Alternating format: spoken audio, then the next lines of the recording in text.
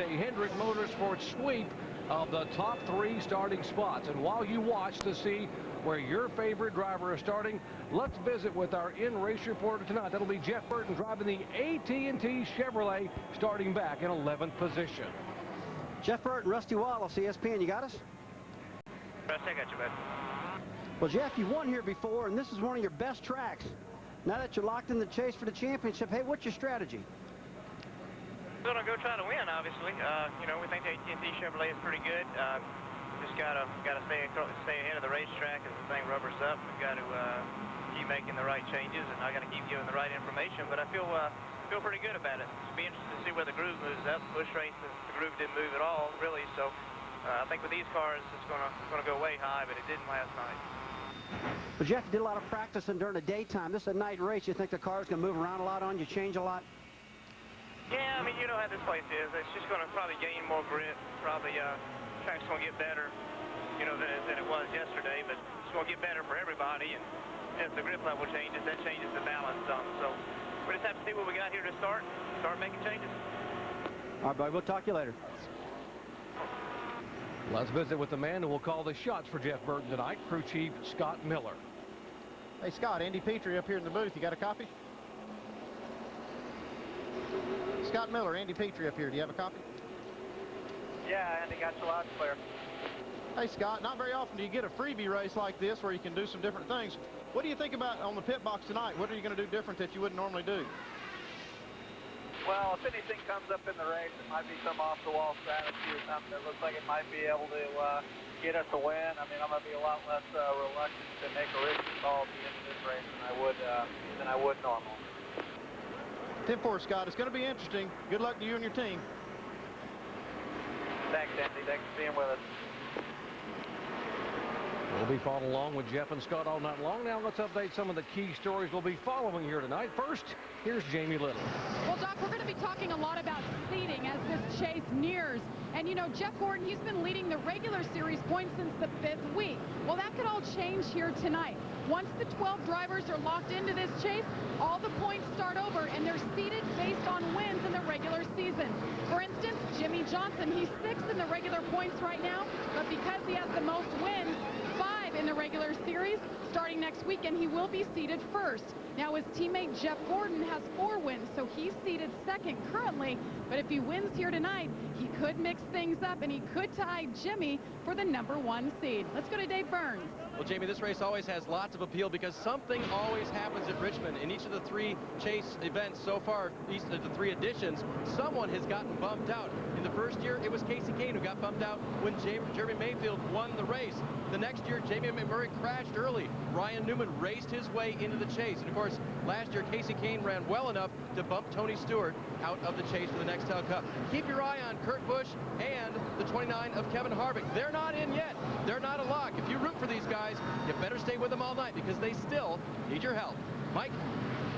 Well, Dave, during a press conference on Friday, Dale Earnhardt Jr. sounded as though he was giving a concession speech. He said, quote, he should have made the chase, and that he was disappointed that his team failed to realize its potential. The truth is, though, it's not over yet for Junior. Mathematically, he can gain as many as 161 points in a single race. To do that, though, he needs to be perfect while others falter. So what's the approach? He says he's going to race as hard as he can and leave the rest to chance. Tonight, he rolls off 21st, trying to erase a monumental 128-point deficit. Alan? Well, Mike, one thing is certain tonight. Unless Dale Earnhardt Jr. falls out of this race, you can't count on anything until the last lap is run. Now, that's not hype. That's racing reality. Here's an example. If Kevin Harvick so much as gets a flat tire in the final 50 laps of this race, he could wind up finishing somewhere in the high 30s. And if Junior runs well, he could sneak in. They pay the points after the checkered flag waves. The fun is seeing what happens between now and then.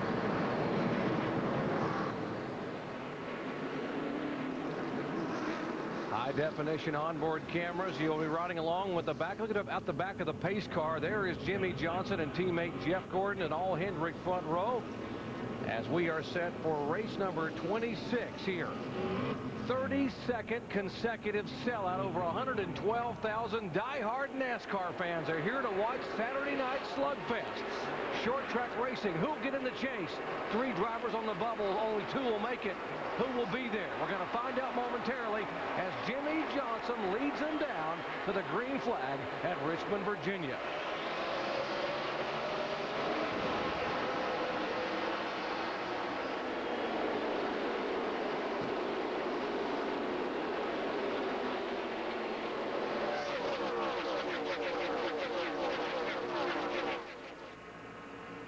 Whoa, contact in turn 3. Jimmy Johnson jams on the brakes, trying to stay on the inside. Will lose a couple of spots. Jeff Gordon will lead the first lap as he sails by, and Johnson loses 3 positions. That high groove is the preferred line right now, and you saw Jeff Gordon got a good run off of turn 2 to get past Jimmy Johnson as he entered turn 3. Last night's Busch race, this racetrack has got a lot of rubber on it, and it's ready for racing, so don't worry about using the high groove early. Looked like that Jimmy Johnson had a little problem locking up the left front wheel getting into the corner. These tires are not warmed up yet. It takes a little while for these things to get, the tires to get warmed and the brakes to get warmed up. Well, right off the bat, when the tire pressures aren't up, guys, the brakes are going to lock up if you get in too deep on the left front. That's what's happened to Johnson. Denny Hamlin on the inside with his teammate, 3-time Richmond winner Tony Stewart, following him right along. They try to move to the inside of Ryan Newman. That's for 2nd position. His teammate cars, 11 car Denny Hamlin, the 20 car Tony Stewart, have been really fast in practice here this week. Wouldn't surprise me a bit if these guys win this race. But Newman on the outside, he's been struggling just a little bit in practice. Hanging pretty tough here on the outside of Tony Stewart. Like you said, that groove has not really come in yet up top, but he's doing a good job of hanging in there. Now he gets down to the bottom. For the 5 car, Kyle Busch, he's always up in the high lane. He seems like he always finds it up there, and that's where he likes to run all the time, it seems like, guys. Yeah, until we talk about him, then he jumps to the bottom of He heard you. The 12 car. Looked like the 12 car got a little loose there, too. Jimmy Johnson follows his teammate. The 5 car underneath the 12 car, or tries to anyway. By the way, Kyle Busch, who dominated the NASCAR Busch Series event here last night, leading 4 times for 227 laps. Hard to see a driver have as good a car as Kyle Busch had here in Busch competition last night. And talk about good cars. It's really going to be a while before we figure out what happens, how everybody's cars are going to handle, because none of these cars have practiced at night yet. All the practice has been during the daylight, so the first pit stop probably going to be pretty important. More on Jimmy Johnson. Let's check in with Alan. Not much out of Jimmy on the radio on these opening laps, although he did just report to his crew chief Chad Knaus that the front end grip, called the car tight. That means the front end is sliding a little more than he'd like it to be. But nothing urgent in Jimmy's voice. Fairly calm on the radio. It's early yet. You know, these guys, they're just going to have to find themselves around this track right now, since the track conditions is so cool and so different. So 5 car doesn't need to get excited. Jimmy Johnson, the guys that are locked in, the guys that need to get in, they're probably going to race pretty doggone hard, and I expect that's going to happen probably about 20 laps when these tire pressures get up and they understand what this track's going to do now. This race almost has like an all-star race feel to it, where you got a lot of guys. Oh, here we got a crash. Trouble. 66, Jeff Green involved. The 96, we saw Tony Raines slowing momentarily. Contact on the back of Jeff Green's Chevy. That will bring out caution for the first time out here on lap number 8.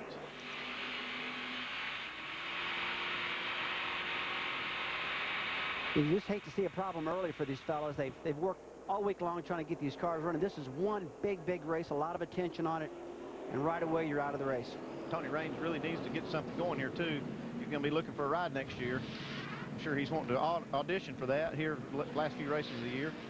Let's show you what happened here. Going into the corner, 96 is Raines, 66 is Green. As we've talked about aero loose a long time, and that's exactly what happened in the 96.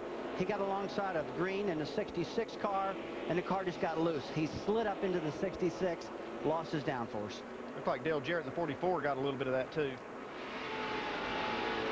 Let's watch this one more time. Really in their side. Just got loose before he got to him, and then lost it and went up into.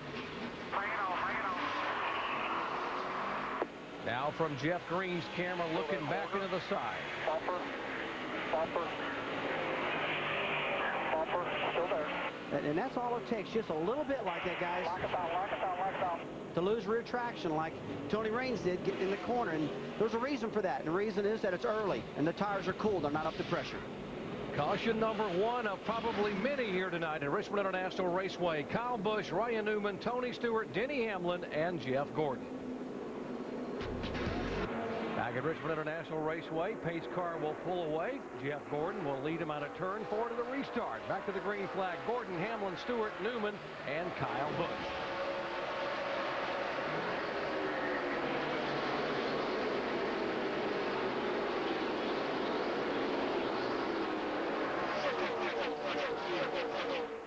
If you're wondering what happened with Jimmy Johnson on that first lap, we're being told that he complained during a moment ago that the front splitter of his car is actually hitting the racetrack, and he's been waiting for the tire pressures to come up, and that's got to be very disconcerting for a driver. What that does, it unloads the front tires. When that splitter hits the ground, it takes load off the front tires, and it doesn't allow him to turn when he turns the steering wheel, so that's definitely going to upset the car.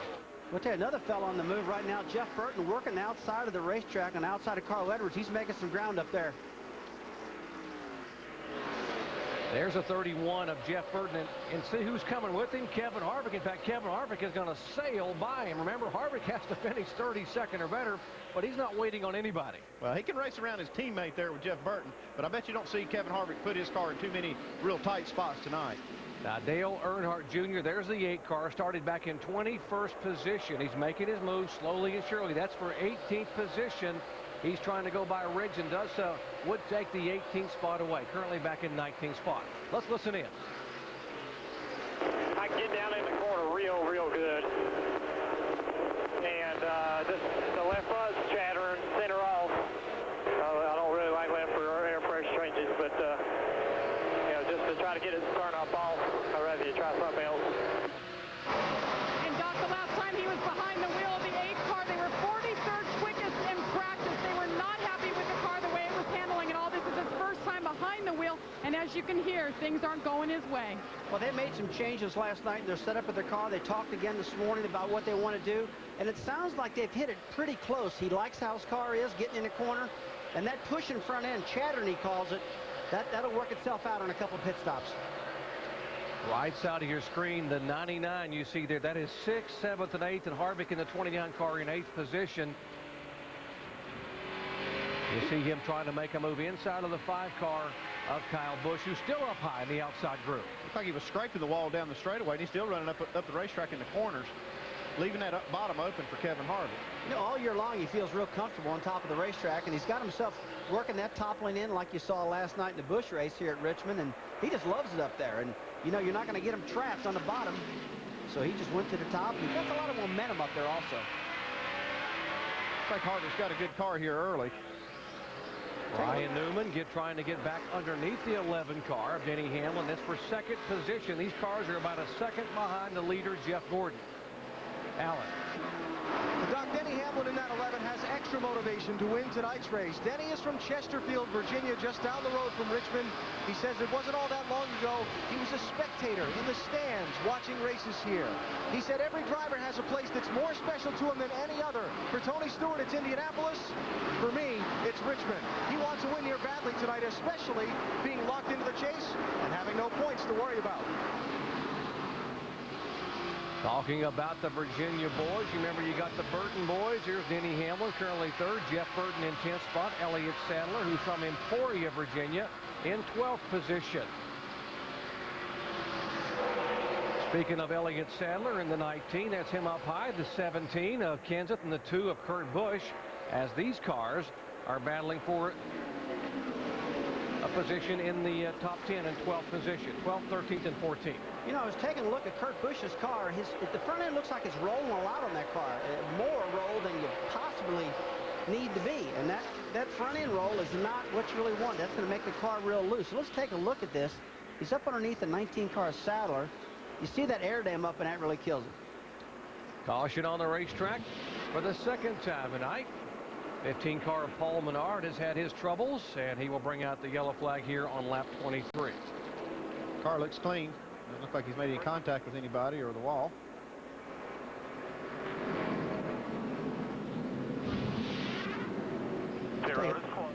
You take Take a look at that accident. He just got in real deep in the middle of turn 3 and 4 and just got the thing loose again. I don't believe that the 49 car behind him or the 21er just went by, got in the back of him. It looked like he's got a clean rear bumper.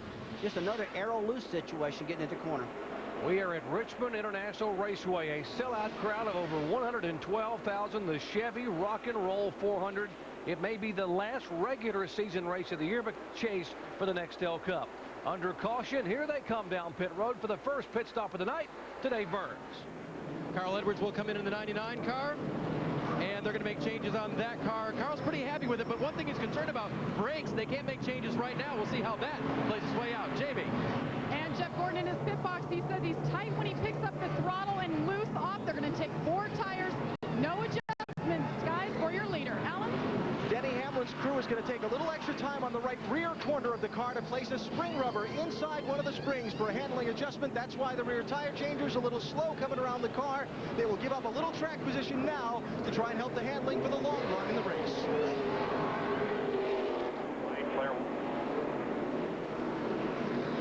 Race off of pit road, first time tonight as they come off. You see Ryan Newman gain the spot. Juan Pablo Montoya up 9 positions. Tony Stewart lost 6 spots. The 11 car lost 5. You heard they put that spring rubber in the right rear to make an adjustment. We are under caution here for the second time already tonight. The rear tire changer for Martin Truex, Coleman Dollarhide, getting it done. Back with more after these messages and a word from our ABC stations. Welcome back to Richmond International Raceway. Just underway again on the green, and Casey Mears becomes the second Hendrick Motorsports driver to lead tonight after Jeff Gordon led the first 25 laps.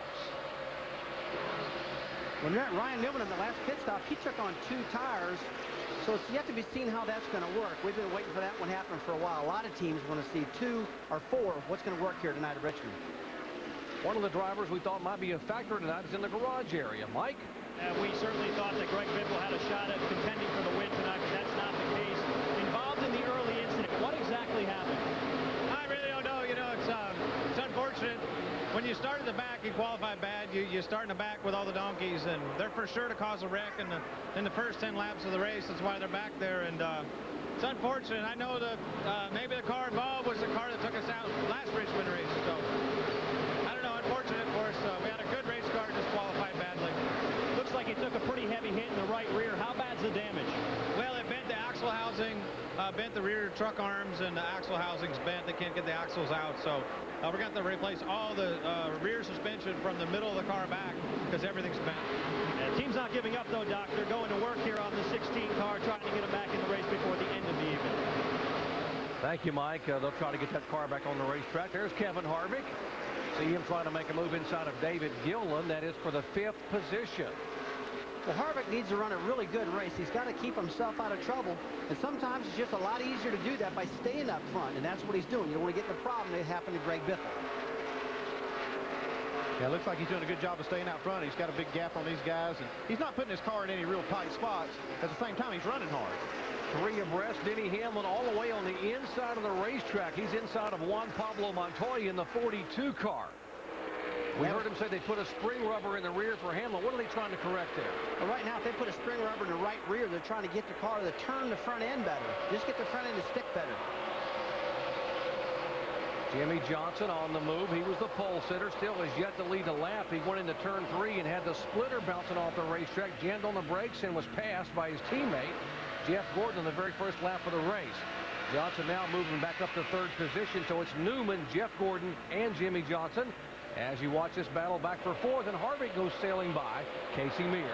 Well, yesterday in practice, Harvick had a really good car. That thing was working on the bottom of the track, in the middle, on the top.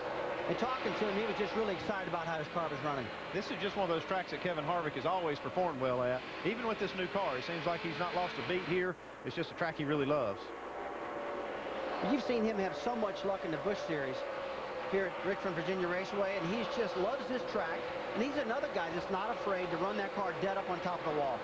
Harvick has won 4 times in a NASCAR Busch car. He won this race a year ago in the NASCAR Nextel Cup Series.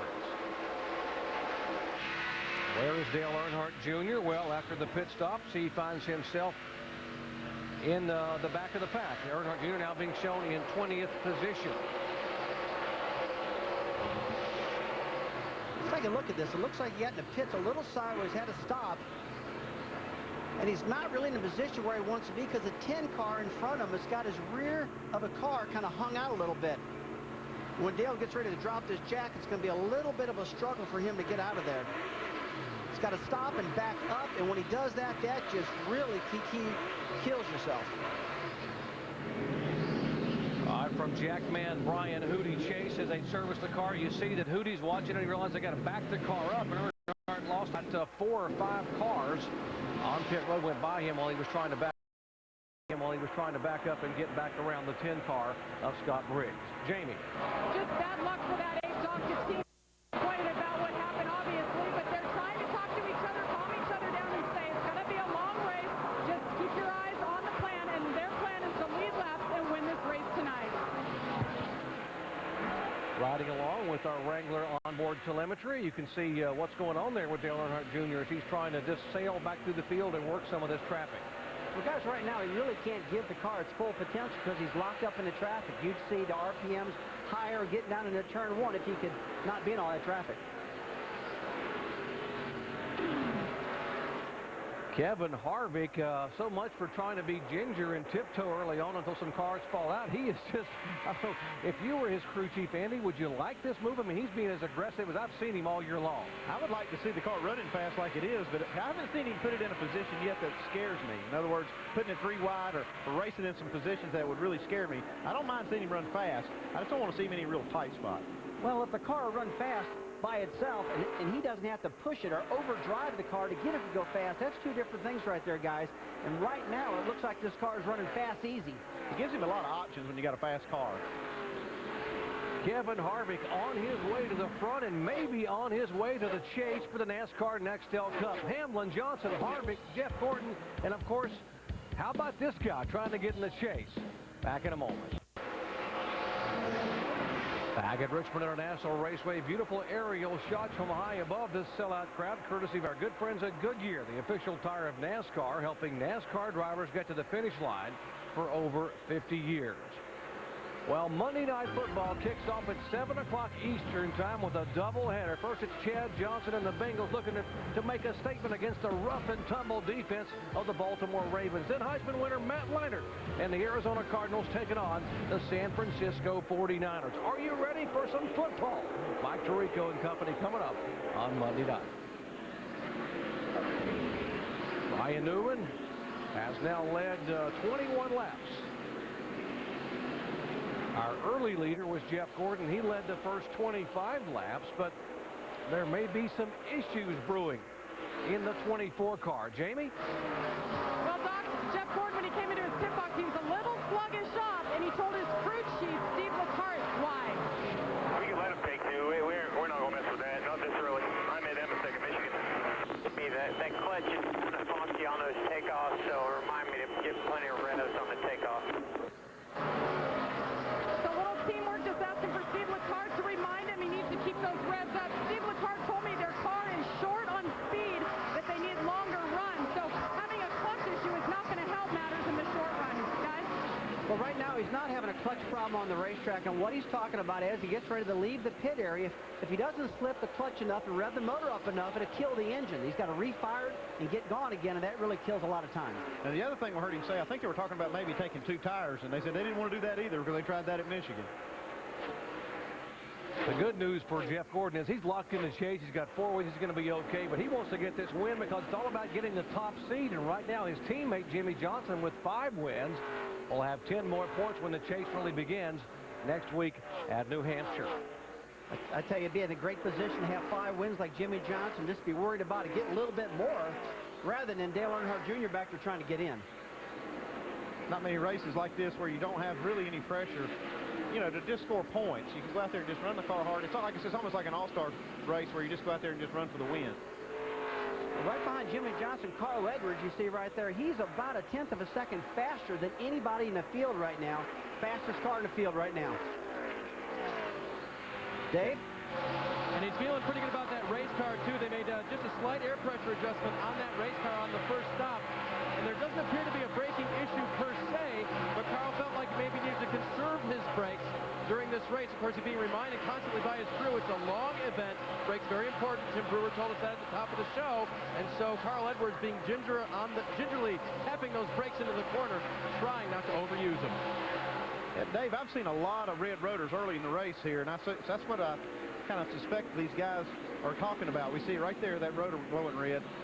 The crew chiefs can see this from the pit box, and I'm sure they're telling their drivers too, you know, just maybe take it easy on the brake pedal a little bit, maybe back off the gas just a little early. This reminds me of the car tomorrow races we saw at Watkins Glen, where on the road course there was a ton of brake issues. And it's because this car doesn't have much downforce. They can't push on the pedal as hard as they want. It doesn't have near the downforce of the old car, and it also has a higher center of gravity. That makes roll a lot more, so you get you have some more issues with stopping the car. For more on Bryce, let's go down to our Chevy cutaway car and Tim Brewer. Hey, Gary, the only thing we can do is basically manipulate the brake bias in the car. And how we're going to do that is we're going to get you a good reading on what we have right here illustrated. We're going to have 500 pounds on the front, about 350 in the rear. What we're going to do, we're going to manipulate the knob on the dash that we have right here. And then we're going to go back, take a reading again. We got up to the 425 right there right now, and that's how we manipulate it in the pit area before the race. We register the knob, therefore when the crew chief hollers you got too much brake in the front, we can transfer to the rear, therefore it's going to make the crew chief happier as well as the driver. Jerry? Well, Tim, that explains how the drivers can adjust it, but what does that mean to the drivers as far as the crew chief is concerned? Well, that's the only knob that we give the driver, the only adjustment he has inside the car. And we sometimes don't even trust him with that, but what he can do is he can change that balance a little bit, and it will change the way the car handles. Scott Riggs in the caution being shown for the third time tonight. Scott Riggs in the 10 car has come into contact with the concrete on the outside here at Richmond. Probably blew a right front, guys. That's not a good sign there. He said he blew a right front tire. When you see that much damage on the right front, generally you just don't slide up into it and cause that much damage. So he must have really been getting after it when that tire blew, because that really tore the right front corner off that car. Brad? This is really a tough run for Scott Riggs. I spoke with Ray Evernham, and he was talking about his race cars, and he just said, you know, we are so far off on the geometry of our cars in the front end that we have to go back to basics. And all of these guys, including Scott, are going to run better as we go forward. So this is a tough evening for him, for Scott. He's had a tough year. These Evernham race cars are off a little bit. Let's go to Dave. And Carl Edwards makes a turn in, Brad. What they want to do is fix that car a little bit in the center. It was a little bit tight, a little bit loose off the corner. They're going to do that with an air pressure adjustment. Jamie. Jeff Gordon coming in 4 tires again. He said that car is not responding late in the middle of the turn. It's not turning like he wants to. They're going to make a small adjustment. And let's go to Allen. And Jimmy Johnson pits from 3rd position. You see the wrench just going in and out on the right rear corner of the car. A track bar adjustment to help the handling of this car. Looking for a little help in the center and off of the corners. 4 tire change. Johnson. And he'll come off the road second. That's 1 spot ahead of where he came in. Here's the race off of pit road. Ryan Newman's minus a couple of spots. Kurt Busch up 3 positions. See, Edwards lost. They made major adjustments. You heard a moment ago on his car, the 99 car. Dale Earnhardt Jr. up 3 positions, now into 10th position. Rusty, everyone's talking about tight in the middle and loose off, but that's Richmond. I'll tell you, you lose the front end of the car at Richmond, meaning tight, that's going to slide the front end. But let's take a look at this replay right now. What actually happened? Oh, man, right front failure coming off the corner, and he was right coming off a turn 4 wide open. He got into it, and that just killed the car. You can see he lost the steering there. His teammate right there looks like he just about got caught up in it. Rick Monroe and Rodney Weiss, the NASCAR flagman, had a bird's eye view of this impact here for Scott Riggs. Heavy, heavy impact. Now just nudges the inside wall with his Dodge. Back with a restart and the green flag in a moment.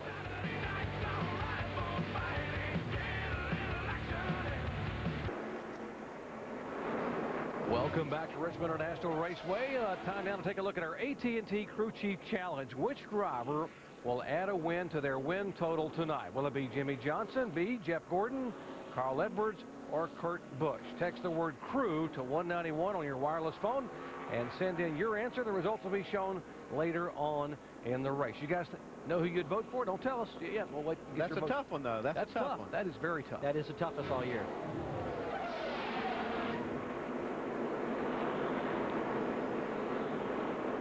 Pretty good stories developing here in the top 10. The 8 of Dale Earnhardt Jr., the 70 car. What a great run by Johnny Saunders. Climbed all the way up to 11th position. And right in front of him, Dale Earnhardt Jr. These guys have sailed up through the field and now are being shown in 10th and 11th as we get set for the restart. For more on the 70, let's check in with Dave. And, Doc, they've done that with 4 tire stops and picking up spots on pit road.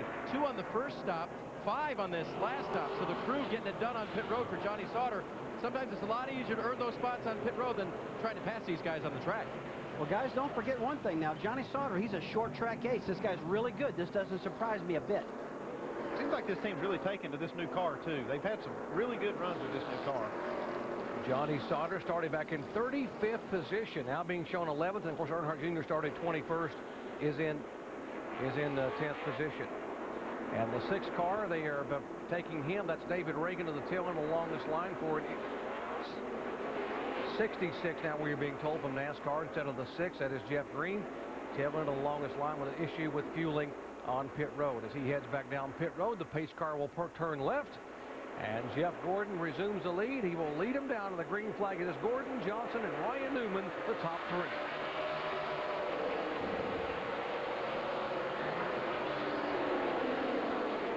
You know, you just wonder how fast his 12 car can be. He was out there before in 2 tires leading the race.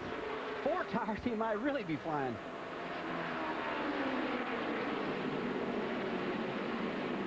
You got Denny Hamlin now moving into the picture. This is one of his best racetracks, too. Denny Hamlin, the Virginia native. They put that spring rubber in the right rear, and you heard Rusty Wallace tell you that's going to really help this car turn in the corner, and he's hanging right on the back of that 12 car of Ryan Newman. Now, when he put the spring rubber in the back, he can't lose too much time doing that, and they didn't. And if you're going to make this change, guys, you need to make it early so you got time to race this thing and work on it later on. The 66 car, Jeff Green, he came in for his penalty for improper fueling, then he was speeding on pit road, so now he has to make another pass-through penalty.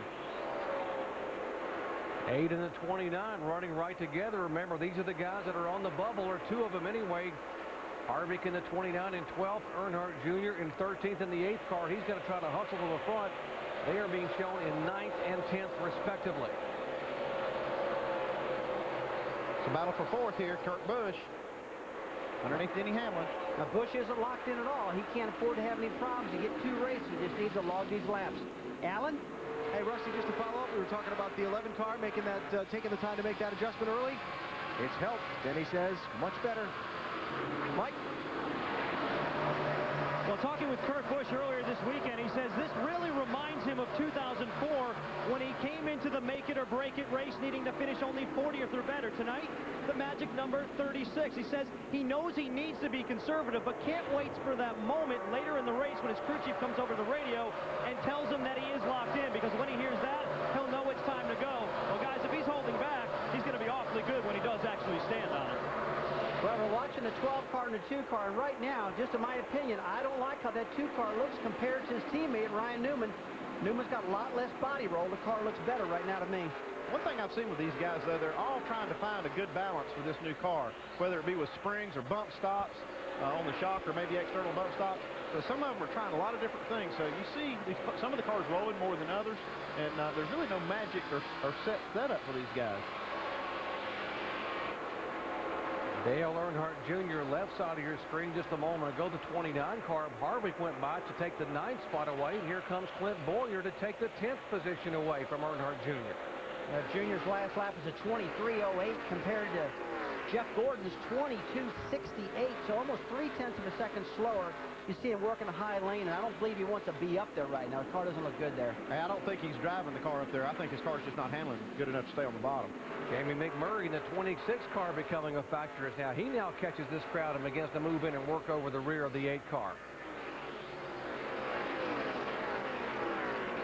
Jamie McMurray said this is one of the tracks that he's never really run that well on. He said this track in Chicagoland have always been somewhat of an enigma for him. He said, but I'm hoping I can change that here tonight. And obviously the car running pretty well as he makes a move on the inside, getting the car to turn well to take the spot away or try to take it away from the 8 car. Well, take a look at the 70 car. He's really holding on strong. Johnny Sauter, no fluke here. He's looking great right now. The car's handling good on the bottom of the track.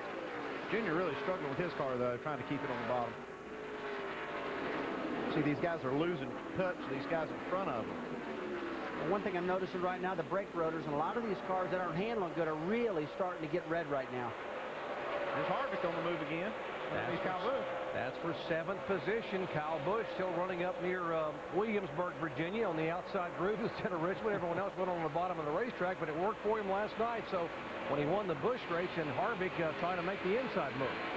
The cars just feel so much more comfortable on the top side of the racetrack than they do on the bottom, Jerry. They'll slide around when the track gets hot and gets slick, and that top groove is really working good. Johnny Sauter all the way from 35th position, right there in the mix in the 70 car. Well, he's one of the cars with the right front brake rotors really glowing hard in that car. If I was his pit crew, I'd be telling him, hey, Johnny, back off the brakes a little bit. You're going to kill him here, driving this torrid pace that he's running right now. What do you feel as a driver when you know you're starting to have some brake issues? I mean, in the old days, you used to be able to smell it. Now drivers talk about just feeling it in the pedal. Well, right now what happens, the brake pedal starts to get long. I mean, you push it, it goes longer to the floorboard. We call that getting soft. Is it also, I've heard drivers say that it shakes some, too. You put your foot on the pedal, it shakes when they start getting hot. Well, the guy not having any problem whatsoever is Jeff Gordon. I mean, he's running some fast lap times, fastest in the field right now. Jeff Gordon has a 0.6 of a second lead over his teammate Jimmy Johnson in second place. 83 of 400 laps are complete.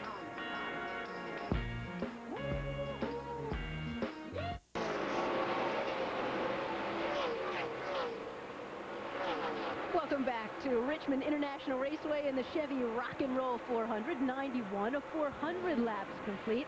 3 cautions, which is pretty typical for a Richmond race. I agree with that. Yeah, absolutely. 2 storylines that are driving the action tonight. 10 drivers are locked into the chase for the Nextel Cup, which means 3 drivers are fighting for 2 spots, Brad. It's really a daunting task, obviously, for Earnhardt Jr. It looks to me as if Kurt Busch and Kevin Hart are just trying to protect their positions, walk some laps, stay out of trouble. Earnhardt Jr. needs to come on. He needs to be charging every lap. Harvick and Busch have been running in the top 10 most of the night. And then the other storyline, the drivers that are locked in, and really nothing but a win matters tonight. Those guys, Jeff Gordon, Jimmy Johnson, those guys are going for the victory tonight. Tony Stewart also moving up through the field in 8th place. And how about a good run for Johnny Sauter, back in 12th position right now, just moved to 11th. Jeff Gordon, who is the leader, has 4 wins. He wants that top seed back again, and he has led the most laps tonight, but he's been battling it out with his teammate Jimmy Johnson. They're trying to get these race cars figured out, but they're up front with their little bit of trouble that they're having, and it's a good place to be. Once they figure it out, they could check out on everyone. And Dale Earnhardt sitting there in 13th, 51 races without a win. This sure would be a good time. Indeed it would, Susie. Earnhardt Jr. trying to hustle that car. The car not to his liking right now, but what's happening up front is that Jimmy Johnson is running down his teammate Jeff Gordon. The 66 car is the one that crashed this party. He's 3 laps down, but he passed Jeff Gordon, went around him on the outside here, and I think it's kind of slowed Jeff up a little bit. Well, it slowed him up at that last lap by. Jeff Gordon and Jimmy Johnson are on identical speeds at 23.44, but the car in front has slowed Jeff down and lost his rhythm just a little bit. Jeff Gordon trying to hold on. He's now led 55 laps. With more on Jeff, here's Jamie. I was talking to Steve LeCart, the crew chief for Jeff Gordon, earlier today, and I asked him about Jeff's car. He said this was the same one he ran here in the spring, but they decided to go over to their teammate Jimmy Johnson and get his setup. So the 2 cars are actually almost identical, which is why they're running 1 and 2 and running almost identical times. Back in the spring, it was Jimmy Johnson who won the race and Jeff Gordon who finished 4th. Now the battle on the right side of your screen, that's the battle for 5th. Ryan Newman and Denny Hamlin. Like, it just goes to show you how good track positioning. If you get out front in clean air like the 12 did with 2 tires, you can really set sail. But now he's back in the pack a little bit. Even though he's got 4 tires, he can't run as quick. The other thing that happens on a short track when you get back in traffic is you have to use the brakes a lot more, too. If you're around all these other cars, you have to use the brakes sometimes where you don't want to. Battle for 14th position, Casey Mears, and it was announced this week that Casey will drive the number 5 car next year for Hendrick Motorsports with Alan Gustafson as his crew chief. That's the car and the crew chief that Kyle Busch has this year. He is battling Matt Kenseth in the 17 car. That is for the 14th position. Take a look at Juan Pablo Montoya working the bottom of the track. We've been watching him throughout the race, and another guy who's got a good-looking car, handling good, driving good and smart right now. It's too early in this race to get too excited. Mike? Well, guys, I was talking with his crew chief, Donnie Wingo, earlier today, and he told me that really Juan Pablo has made great strides since the beginning of the season, in particular in relation to the spring race here in Richmond. They really struggled. What he's gotten better with is being able to drive a very loose car. They needed to set it up loose to be good here, and he's been real happy with it. The other thing he's been good at is being able to determine what adjustments to make over the course of a long run and anticipating how the car will change. So far tonight, he's dictated a couple of the changes they've made on the 42 car. Juan Pablo Montoya, the former Indy 500 winner, and we're being told that we'll have another Indy 500 winner coming next year. Jacques Villeneuve will be driving a Toyota for Bill Davis. And what about yesterday? It was mentioned that Dario Franchitti could be coming here at the end of this year to run the NASCAR Busch Series and ARCA cars for Chip Ganassi and maybe run Cup in 2008 for Ganassi, just like what he's done with Juan Pablo Montoya. Well, Dario Franchitti's one heck of a race car driver. I know Dario a little bit. He's a really great fellow, a lot of talent. And if he gets into NASCAR, trust me, he's going to do good in this sport. It might take him a little bit, but I expect him to do as good as Juan Pablo Montoya. Seems like Montoya has opened the floodgates for these open-wheel guys to look at this sport and say, hey, this may be somewhere I want to go. Speaking of Bill Davis, right behind this battle is the Bill Davis car, the 22 of Dave Blaney.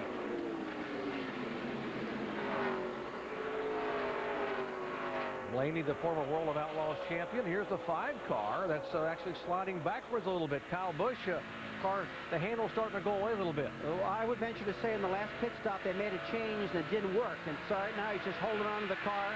He's been one of the fastest cars. He's about a half a second off the pace right now, though.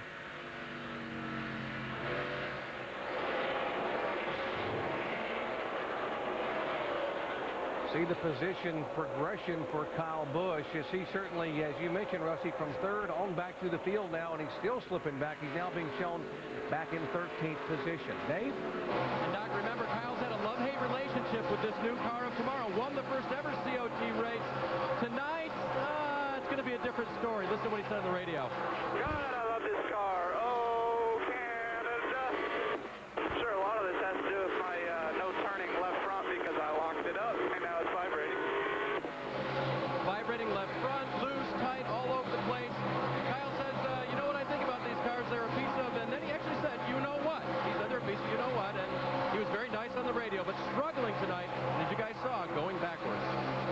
What he's talking about there, Dave, is he locked that left front up, and what it did is just put a flat spot right on that left front tire, makes it start vibrating, won't grip. He's going to have to live with that until they can get it in there and change tires. But here's the good news for Kyle Busch. In 5 starts at Richmond, he has never finished worse than 5th, including 2nd the last 2 times he has been here. Jeff Gordon is our leader. He has led twice for 67 laps. It is Jimmy Johnson, Kurt Busch, Carl Edwards, and Denny Hamlin that are chasing Jeff Gordon. Can Jeff pull off his 5th win of the year? He's leading right now. Back after these messages and a word from our ABC stations.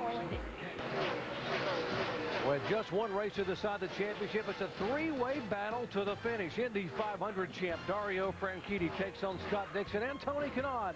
They're all looking to win and take home the IndyCar Series title. It's the peak antifreeze IndyCar 300 presented by Mr. Clean at Chicago tomorrow, 4 o'clock Eastern time, right here on ABC. Lots of traffic up front for the lead car, Jeff Gordon, the 88 car being driven by Kenny Wallace, subbing for the injured Ricky Rudd. And Kenny really wants to do a good job in this 88 car tonight. He says he's got a good car. Big race for him tonight. But Gordon right now is getting hung up behind both of them.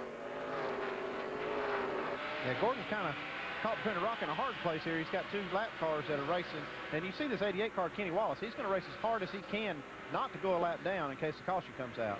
For you Ricky Rudd fans, he was injured with that driver's side impact at California last week. Separated his left shoulder. First injury he's ever had on a 900 career start for Ricky Rudd, having to sit out here the last race of his career in his home state here in Richmond, Virginia. Well, right now, Jeff Gordon's getting held up a little bit. Looks like he just made it back by Kenny on that one, but probably getting a little agitated. But you know what? Kenny doesn't care whatsoever. He said, hey, man, you won a bunch of races. You're doing fine.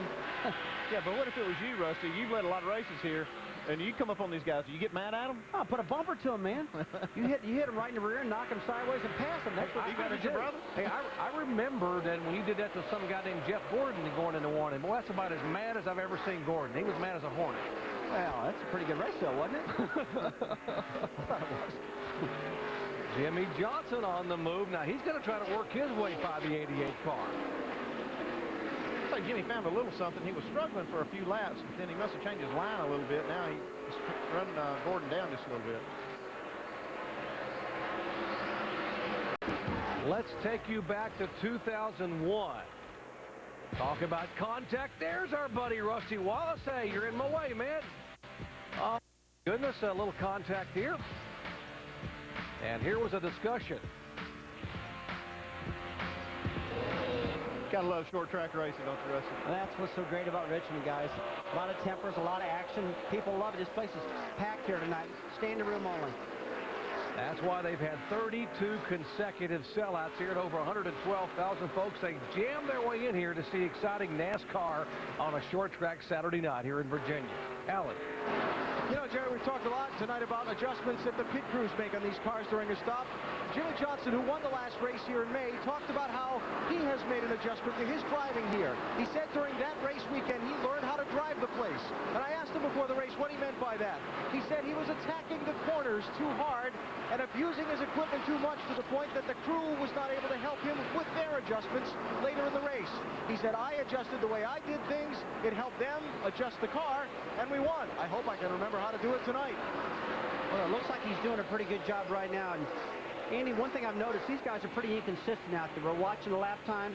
One time a fast lap, the next time a slow lap. They just can't seem to get these cars where they want them right yet. This is the final race in the race to the chase, trying to get in the top 12 here. The 29 car, right side of your screen, that is Kevin Harvick, and he is being shown in the 10th position. He started 13th. Now in 10th, he just has to finish 32nd or better to hold on to that 12th position and be the final driver in the chase. Now what about Dale Earnhardt Jr.? He started back in 21st position. Here's Dale Jr. He is now being shown in 12th spot, just 2 spots behind Kevin Harvick. Jamie. Well, he's done a heck of a job fighting his way forward, Doc, but he's still fighting an ill-handling race car, and this was on his radio just a few moments ago. They're vibrating like hell. That was my problem at the start. The brakes started shaking like a 10-4. The fans just cooled them down during that caution. We'll have to shut the fans off from now on when we get caution. So you'll be good. And that's his crew chief, Tony Uri Jr., talking him through the problems. But Dale just came over the radio right when you guys were airing that, and he said that was a good lap. So they're staying optimistic, Doc. What are they talking about? How you cool them down? What's it all about? Let's check in. We're going to show you exactly what he's referring to with our Chevy cutaway car and Tim Brewer.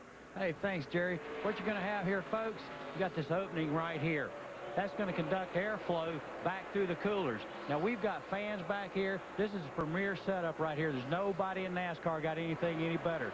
We've got Max Crawford's fans up here. We've got even fans down here in the lower portion. And it's going to conduct all this airflow right over here to the caliper in hopes of keeping the brake heat from the caliper. Because right here, folks, the fluid, when it boils in behind this piston, that's when Rusty alluded a while ago. He said, hey, the pedal's getting long. The reason it's getting long is boiling the fluid back in this area, and that's where the weakness in the brake system is here at Richmond, Virginia. Jerry? Tim, that is a perfect explanation for exactly how all the cooling works. For more information on brake cooling, log on to ESPN.com. Search word Tech Center. The one thing I heard Tony Jr. say, though, is that they're going to have him turn the fans off during the caution. What they don't want to do is have these rotors going through these big temperature swings. You can see them right here. The rotors are glowing real red. They're super hot. And then when the caution comes out, they keep the fan going. It'll just bring that rotor down super cool, and it may warp it a little bit and cause that shaking that I think Junior's talking about. Well, it's just like anything you're used to. If it's really, really hot, you put water on it or cool it real quick, it'll get brittle and break. And that's the same thing with a brake rotor. If you cool it too fast with those blowers, it's going to kill it. And it's actually going to not hurt it, but it could break it.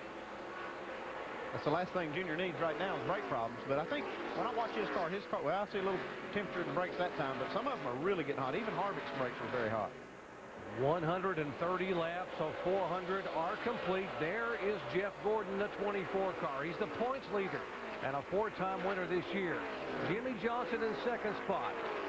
And we have caution, trouble on the track. Joe Nemechek has had hard impact with the right side of that 78 car. It's the second right front tire we've seen down. That's what it looks like happened here. I don't know if it went down before or after he hit the wall. You see it is flat now. As bad a break as this is for Joe Nemechek, it turned into a good break for Casey Kane, who was just about to be lapped by Jeff Gordon.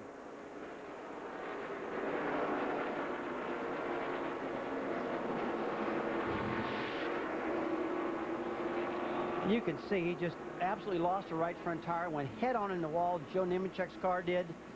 These car tomorrows, they are so tough, it's incredible. I mean, the cars look identical, but the front of these cars are so strong, folks. Before, you see the whole front end wiped off. Really bad. Now, that's hurt. Yeah, that's a hard lick right there. Not as bad as the old car would be, though, Andy. These things are strong. Nemechek will head to the garage area. The free pass goes to the 88 car, and that is Kenny Wallace. He will be able to get back on the lead lap. They have not been on pit road for quite a while. Last pit stops for lap 64. They should all be coming in. And indeed, here they come. Jeff Gordon, Jimmy Johnson, Carl Edwards, and the whole field. Let's head down toward you, Dave. Carl Edwards says his car is barely tight in the center, a little loose in and off. They'll leave the air pressures where they are, go to a chassis adjustment. He picked up 4 positions on that last run. Mike. And speaking of gainers, Kurt Busch picked up 3 positions on his last pit stop, complaining the car's a little bit loose. They'll take out 1 round on the track bar. Jamie? And Jeff Gordon continues to dominate this race. Last time he came in, they made a wedge adjustment, 1.5 on that left rear. They're going to do the same thing. He said it helped him turn better in the middle. Let's go to Allen. And Jimmy Johnson still looking for more front-end grip in this car, air pressure and wedge and track bar adjustments. See if he comes off pit road second. He came down second, and indeed he will. There's a scramble off of pit road, and Denny Hamlin gains a spot. Tony Stewart loses 3 positions. Kevin Harvick now gains a spot all the way up into the top 10. You see the losers and the gainers. Jeff Gordon and Jimmy Johnson didn't lose a thing, despite the fact that Jimmy Johnson wanted all those adjustments made to try to get some more front grip on the car. Here's the race off of pit road. There goes Gordon, and Jimmy Johnson 1-2 with Denny Hamlin sailing by as well. Crew camera on the 1-car front tire changer, Dave Collins, trying to get it done for Martin Truex Jr. here under the caution. 4-tire change. Here's the 8-car for Earnhardt. Here's Jackman, Brian Hootie Chase. Hustling around Dale Earnhardt Jr.'s car. Back with the green in just a moment. Welcome back to Richmond, Virginia, Richmond International Raceway. The Chevy Rock and Roll 400, and Jeff Gordon's Chevy is rocking and rolling up at the front. It is Gordon, Johnson, Hamlin, 3 consecutive Chevys. Then the Ford of Carl Edwards in 4th spot, and the Dodge of Kurt Busch in 5th.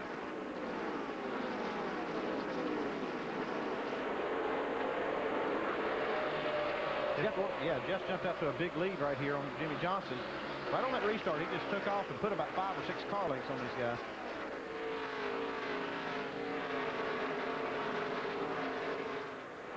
Let's take a look at Dale Earnhardt Jr.'s restart here a moment ago, and there's some contact as he gets down in the corner. He kind of forced 3 wide in there. You saw that 19 car was going for it. Got in the 22 car a little bit, moved him out of the way, kept going. I don't think Dave Blaney knew he was there in that 22 car. You can see he kind of snuck in there. That could have been big right there. I mean, Blaney did a good job holding on to that thing. Earnhardt Jr. inside the 29 car that is for position on the racetrack. That's for 10th spot. Well, Junior's got to do this, guys. He's got to run the race of his life. Not be careful, all just go for it. Harvick needs to give him plenty of room right here. This reminds me a bit of Pocono, when Earnhardt Jr.'s car was just awful at the beginning of the race, and they kept working on it and working on it, and finally, in the last 100 laps, that car set sail, and he went all the way up to finish second. It just shows you how hard these guys are racing. I mean, they're doing everything they can in the pits, only stop changing the car, and Junior's driving his heart out, trying to make this chase. More on Dale Earnhardt. Jamie? Well, Dale Jr.'s doing his job on the track, guys, but that last stop, 18 seconds. One of the crew guys got hung up. Dale Jr. very irritated, to say the least. He's driving like a man possessed. He's already gained about 5 spots since that restart. Let's go over to Brad Doherty.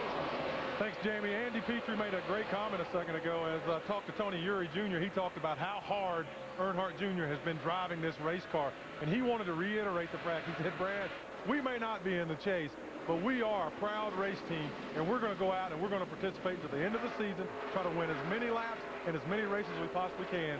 And I want everyone out there to know that we never did give up this season, no matter what the outcome. That's from Tony Eury Jr., his crew chief. And Brad, he said this week to the people at home, he said, for all you fans and all my sponsors, said, don't give up on us. We're not going to give up. We're not going to quit until that checkered flag waves. We're going to be a part of this race to the chase. A little bit of smoke out of the 6 car of David Reagan. See some damage on the left front there where he's had some contact with somebody. Now, the problem he's got right now, the left front fender is bent down on the top of the left front tire. He's going to be careful with that. We saw a lot of blowed out tires when this problem happened. Last week, Michael Waltrip, same type of situation here. Had a little contact with the 25 car, Casey Mears. See Casey Mears in the 6 car David Reagan race, and it's like Casey's going to come up the track a little bit. And they touch right there, and that just bends the left front fender down on David Reagan's car. And that is tough for him because those fenders don't have a lot of clearance. Yeah, Reagan didn't have anywhere to go there. He's up against the wall, actually touched the wall on the right side also. 41 car, Reed Sorensen is in front of him. There's a 21 of Bill Elliott. Casey Mears now has moved by in the 25 car. That is 20th, 21st, and 22nd.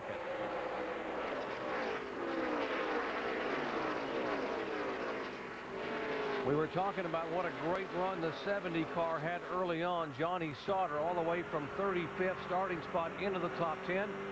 And but they had their troubles, Dave, in the pits. Yeah, but they can go south in such a hurry on pit lane. What happened was the left rear was just a little bit slow, and Johnny, anxious to get away, keep this potential top 10 run going, gassed it just a little early. It rolled off the jack. So they had to jack the car back up, make sure all the lug nuts were on correctly on the left side before he could leave pit road, and they restarted 30th. Another car that's had some issues, the 31 of Jeff Burton, who was very good early on and then started backsliding through the field. Yeah, he didn't have any trouble on pit road, but his car has just not been very fast tonight. That's kind of surprising to me. Alan? Hey, Jeff Burton's problem, no rear grip. He says he can't get the back end of the car to hook up into the racetrack. And since those are the drive wheels on these rear-wheel drive cars, that can kind of be a problem, huh? That can definitely be a problem, and that looks like he's fighting it pretty good here. Jeff Burton is always good at this racetrack. There he is. Right behind him is Bobby Labonte, who's making a 500 career start here tonight. The 24 car, different color scheme, same results. Jeff Gordon at the head of the pack here has now led 110 of the 151 laps thus far here tonight. Out, digging deeper just to throw it away. I bleed it out, digging deeper just to throw. Welcome back to the Chevy Rock and Roll 400 short track racing on a Saturday night. The final race in the chase for the Nextel Cup. The McDonald's race rundown tells the story. Dale Earnhardt Jr. on the outside looking in has to have a perfect race tonight, not a perfect pit start. Had a tough time, got pinned on pit road, and got him off to a real slow start. It's just a struggle because there's so much emphasis on him doing well tonight. The guys on the bubble, Kevin Harvick has to finish 32nd or better. getting the job done here on Junior. I like what Kevin Harvick's done tonight. He's been very conservative, very clean race car, running good solid lines, staying out of the way. And Junior complaining about his car throughout the evening, getting passed by Clint Boyer, who now is locked in. Once again, focusing on the Junior tonight's been tough. He's running well, but just not well enough. Oh, but he was not giving up as Junior passes Kevin Harvick as the pressure is on.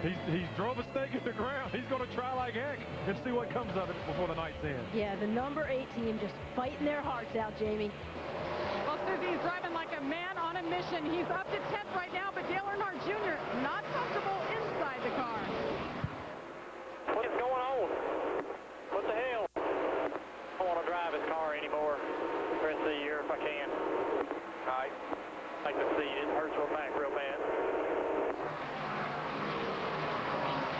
That's just like his dad to me. Sounds like Dale Sr. Seat hurts, so he wants to throw the whole car away. Yeah, he says the seat's hurting him. I don't want to drive this car no more. I'm done with this thing. I don't know how many times I dealt with that with Senior. Oh, can't you just change the seat in the car? Well, that's what I said. He just wants to throw the whole car away. Just throw it away. For more information on team communications, log on to ESPN.com. Search word communications. Are there problems developing with Carl Edwards' car, Dave? He radioed in, guys, I think it's blowing up. He said, okay, I'll start switching things, switching to the A and B ignition box.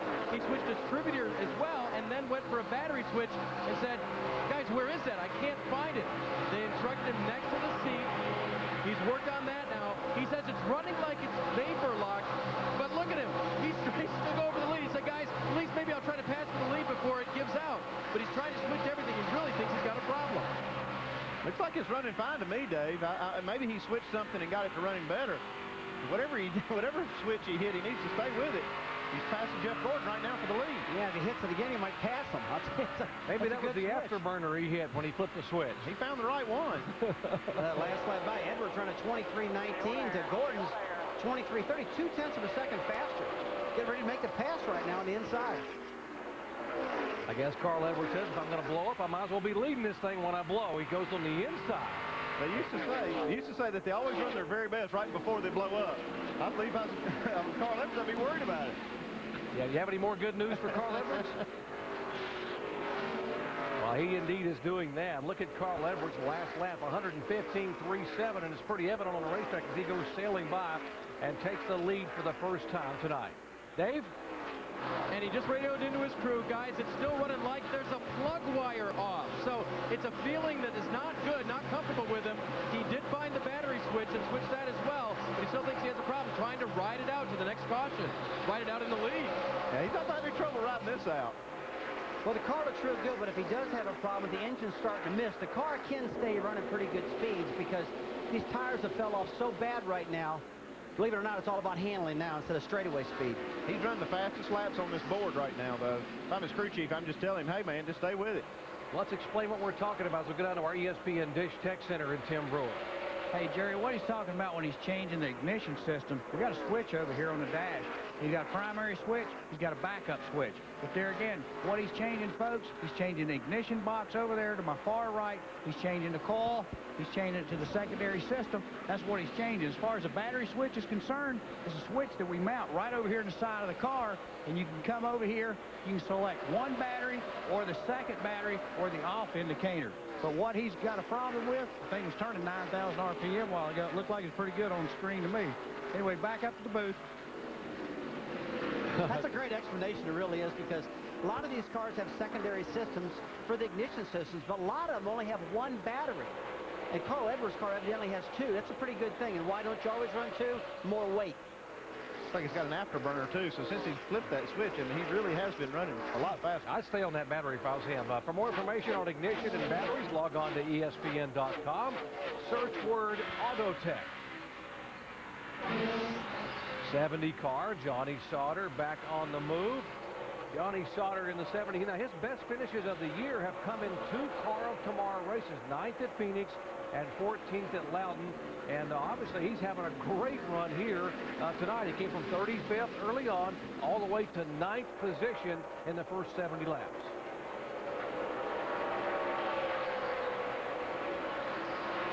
Carl Edwards, who won at Bristol, Tennessee, and he backed it up with an impressive performance at California, where he finished second a week ago, and he is back up front. Edwards has led now 33 consecutive laps. It's the first time NASCAR has ever let a news organization behind the scenes, uncensored access of where these drivers came from to where they are today from humble beginnings. Speaking about humble beginnings, whoa, and he said that he had a problem with the engine, and now smoke billowing out of the 99 car, our leader, Carl Edwards. That's all you can do, son. You did a hell of a job. Still has fun, man. Well, we got to hand it to Carl. He knew something was going wrong with that engine. And you called, he said it always runs better right before it blows. And boy, it was sailing by. He took the lead and was just running up front, and you could tell how much fun he was having. There's Bob Osborne, the crew chief. Yeah, we heard him talking about the motor was surging. It probably broke a valve spring. And then after you do that, it's just a matter of time before you have a failure inside the engine. This destroys itself. He did a great job holding on that car. It was dead sideways, and it finally caught. He got it off the track. That thing could have went backwards up against the wall, and he held on to that one. That's the only good thing about this. Watch the back of this car. He's going underneath the 31 of Jeff Burton. You see it start smoking just a little bit here. You can see it's losing power. And right here, it just lets go. Mike? And Clint Boyer been complaining that the car's a little bit loose under braking and that he needs a little bit more forward bite. A 4-tire change on the 07 car, but no other significant adjustments so far on the Jack Daniels car. Jamie. Jeff Gordon again needs more help turning in the middle. They're going to make an air pressure adjustment that they forgot last time. It's 4 tires and he's away. Alan? Well, Jimmy Johnson had just passed Jeff Gordon for second. Then Carl Edwards went out. Let's see if Johnson... Well, they had trouble. Trouble on the left rear for Johnson's car, and that's going to cost him that lead. He just took over. Frustration there in the Jimmy Johnson pit. Here's Denny Hamlin after he's had service on his Chevrolet for Joe Gibbs. 48 car, and that can be very frustrating. You know you got a great crew, but sometimes things just happen, Andy. And sometimes in the middle of the race is not a big deal. You want to rally your guys right here and just say, hey, let's get it together. We've got a few more stops here. We'll get it back. No big deal. Let's go down to the Dish Tech Center where I think Tim Brewer can help explain what's going on with Carl Edwards. Thank you very much, Jerry. Hey, what they were alluding to a while ago was plug wires. I don't think that materialized what we were thinking about there. Let's go over here to the touch screen. What we're going to show you folks, we think it's an upper valve related problem. Maybe where a valve spring broke up in this area right here. As you've seen before, this situation doesn't get any better. You're going to come up here and the valve's going to set down. It's going to get bent. Therefore, what's going to happen next? The valve goes down, going to go through the piston more than likely. Therefore, you got total devastation. That's what happened to Carl Edwards' engine just a moment ago. Jerry?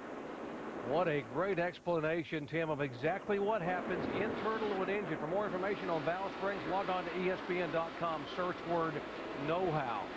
Carl Edwards leading the race has an engine come apart in the 99 car, smoke billowing from the back of his car. And after a win and a second-place finish in the last 2 races, he heads to the garage area as an early DNF here tonight.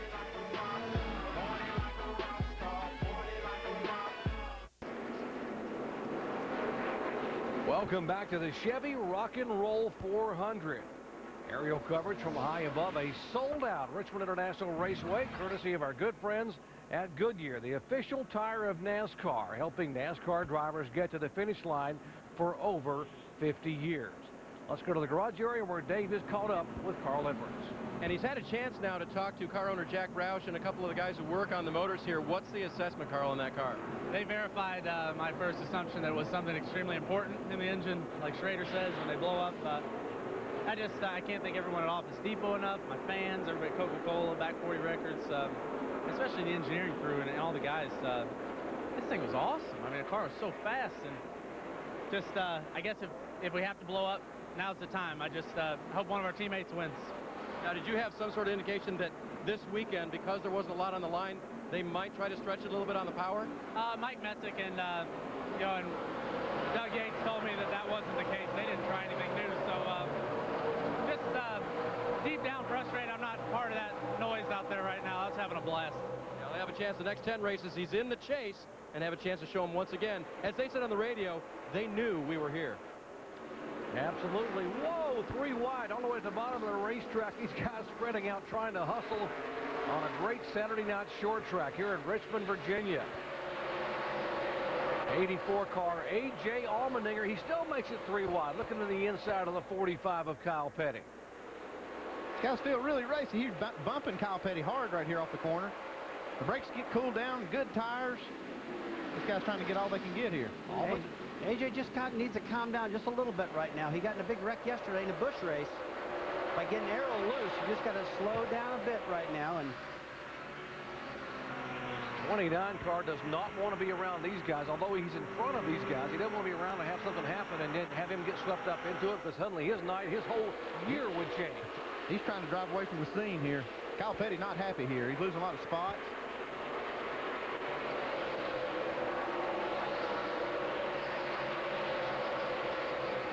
16 car, by the way, you saw a moment ago. Greg Biffle is back on the racetrack. He's 114 laps down. Now watch Kyle Petty, the 45. He's sending a little bit of a message here, I think. And Kyle's like, quit messing with me now. I just want to get one last jab before you took off. That was a little bit of a bump draft looking thing, but that was a payback bump draft right there. Denny Hamlin got the lead off the pit road by a good pit stop, but he's got Jeff Gordon breathing down his neck.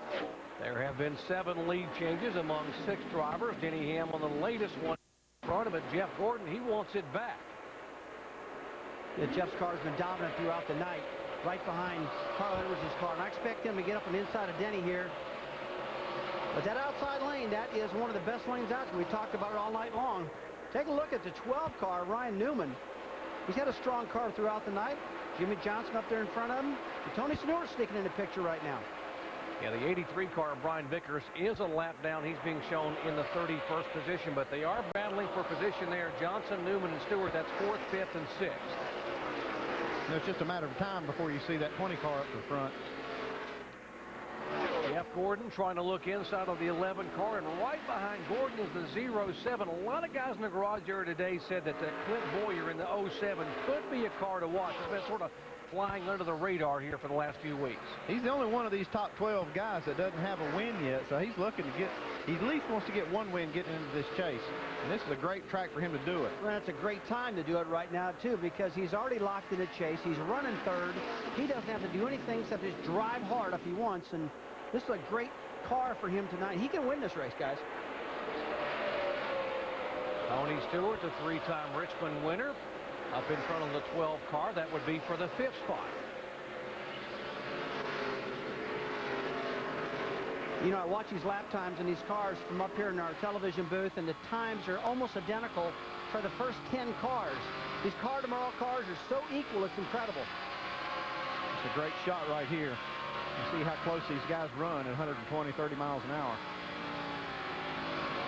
You know, one thing I need to bring up, too, the tire that they're running right here at this track is going to be the same exact tire next week at Loudon, New Hampshire, and the setups are very close also. So whoever runs good here, you can pretty well feel like they're going to run good at Loudon. I'm thinking about Carl Edwards right now, how good he's been running. Denny Hamlin trying to hold on to that lead. Now the 07. Boyer has gone around the 24 car for 2nd spot. Whoa, a little bit of contact there, just a hint of a nudge. As we are 1 lap away from halfway. And Clint Boyer says, I want to be the 7th driver to lead it here tonight. He's got to move on the inside, and no. These guys are driving like they have nothing to lose. I guess maybe it's because they don't have anything to lose. Well, Clint Boyer doesn't have anything to lose. He doesn't have anything to lose because he's locked in the chase for the championship, and all he wants to do is win. So just, hey, go up there and win, man. Get aggressive, but he got a little aggressive. That's plenty aggressive. Whoa, hang on, hang on. And he just lost it in the corner, but he was going for it, trying to get inside. Oh, Denny Hamlin's crew chief. There's a crew down there for Clint Boyer's bunch. They had just taken the cross flags for halfway, and Boyer was going for the lead. They were driving like it was the white flag out instead of the cross flags. Like I said earlier, this race seems to have that all-star race feel to it, where these guys are just driving with, you know, almost reckless abandon. You know, we watched last night in the Busch race, everybody getting arrow loose, and tonight with this Car Tomorrow is happening again. But if it's going to happen, it's going to happen with these cars because they just don't have as much downforce as the cars last night. You really got to admire the aggressiveness of Clint Boyer. He was going after it. He said, enough's enough. I'm tired of being told I'm the only guy in the chase that hasn't won a race, and I need to fix that. He's not finished yet either. His car doesn't have any damage. So he got down in there, he picked the throttle up real hard, got up alongside him, and lost that air. Lost a little bit of position right there, got a little loose, then tried it again, got down in there again. This time he went for it and lost it, got in the corner too deep. That's just flat being too aggressive, but he saw that hole open up and went for it. All these guys doing a great job to miss him here. See him going high and low. He's almost there. Trying to get in the corner there. Look at Jeff Gordon right behind him watching this happen. Had the best seat in the house. Wow, that's great racing right there. Well, what's really great is he kept it off the wall, didn't tear it up. He's got another shot at it again now. Put 4 new tires and try this again. Still there. Still there. But he's going to have to come to the back of the pack now. Clear all around. Good, dummy. Jeff Gordon had a good seat for this. Well, Hamlin did a nice job to save his car, too. He got bumped the second time, and it got a little bit out of shape.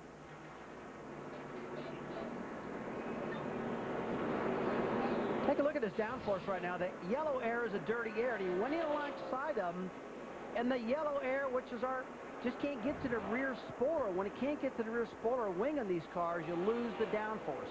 Great explanation from Draft Track there, showing how the airflow comes around. Yeah, there's Clint Boyer's crew saying, what happened, guys? What happened? We were going for the lead.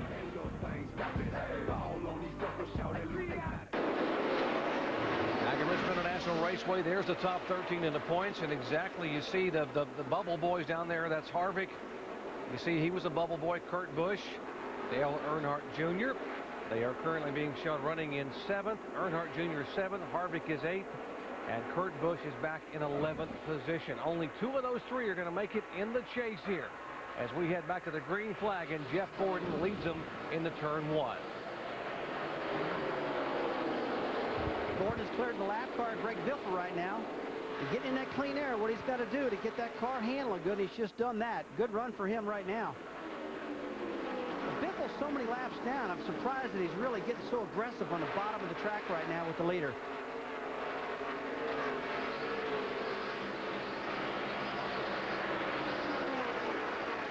'42 car, Juan Pablo Montoya, not exactly hey back there in the 7 car. A little bit of impatience here with Ravi Gordon and Juan Pablo. That's one thing you don't do with Ravi Gordon. He gets really upset when anybody beats him up a little bit.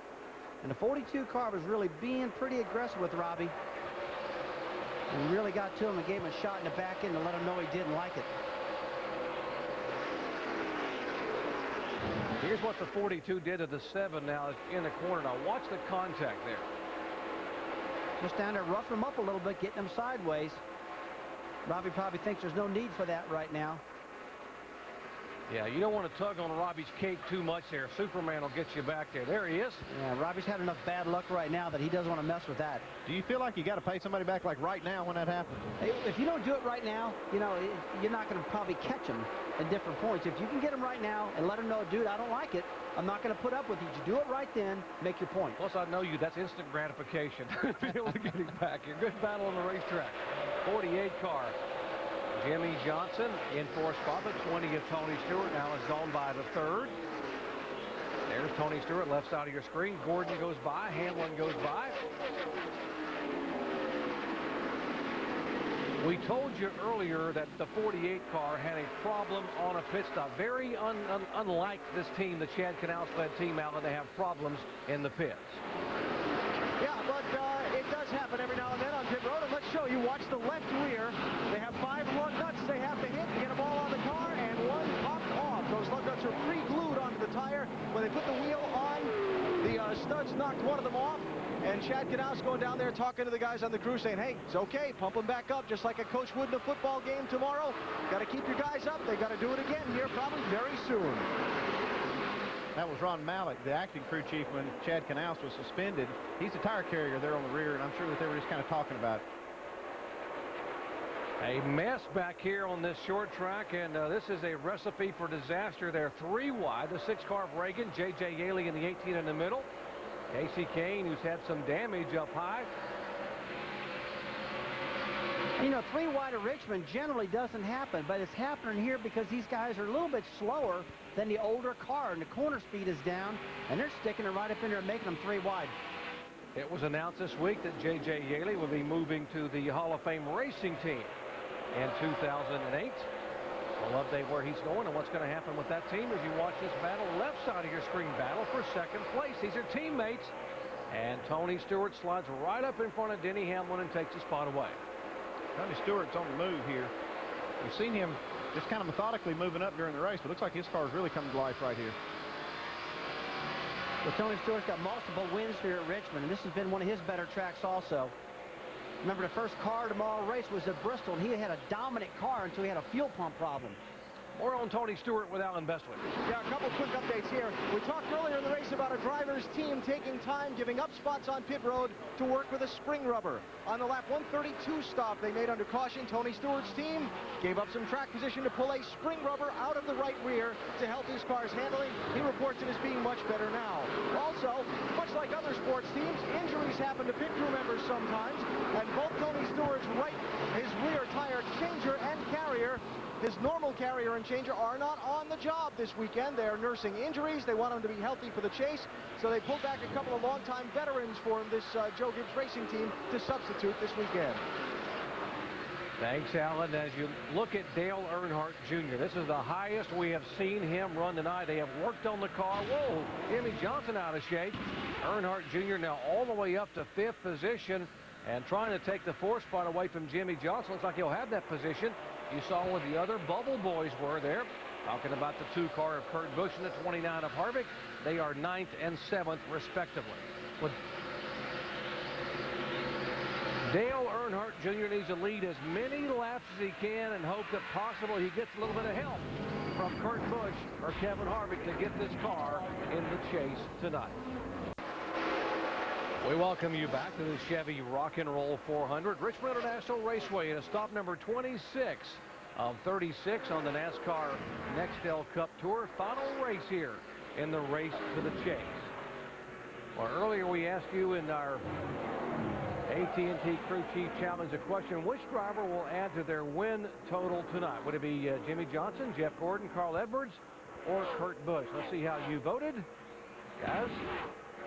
And Jeff Gordon gets the most votes. Carl Edwards got a lot of votes. He had a very good race car. Obviously, he's done for the night.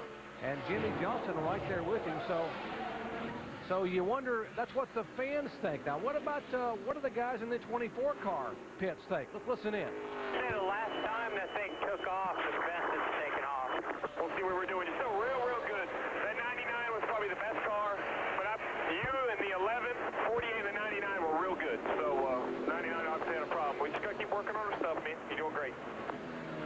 That's Steve Letarte, crew chief. He's just cheering his driver on, trying to give him an assessment of the cars around him that are good. So he agreed with the fans. The 99 was good. He thought the 11 and the 48 are pretty good along with him. So that puts them all in the same boat. Well, they called it a crew chief challenge, right? Well, Steve Letarte is one of the best crew chiefs down there. There is the 11, making only his 4th ever start. Denny Hamlin at his home racetrack. He is from nearby Chesterfield, Virginia.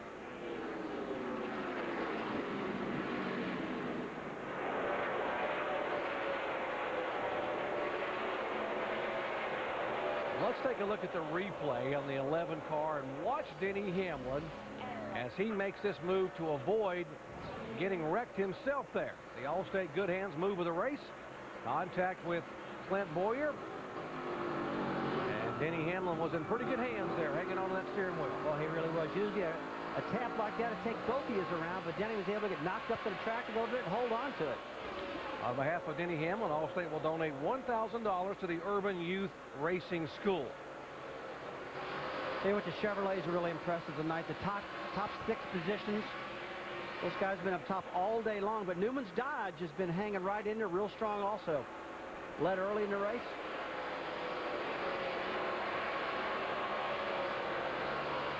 Hey, another fellow looking good throughout the night. I've been watching this, Jamie McMurray. McMurray's had a good car, but Denny Hamlin smoking a little bit there.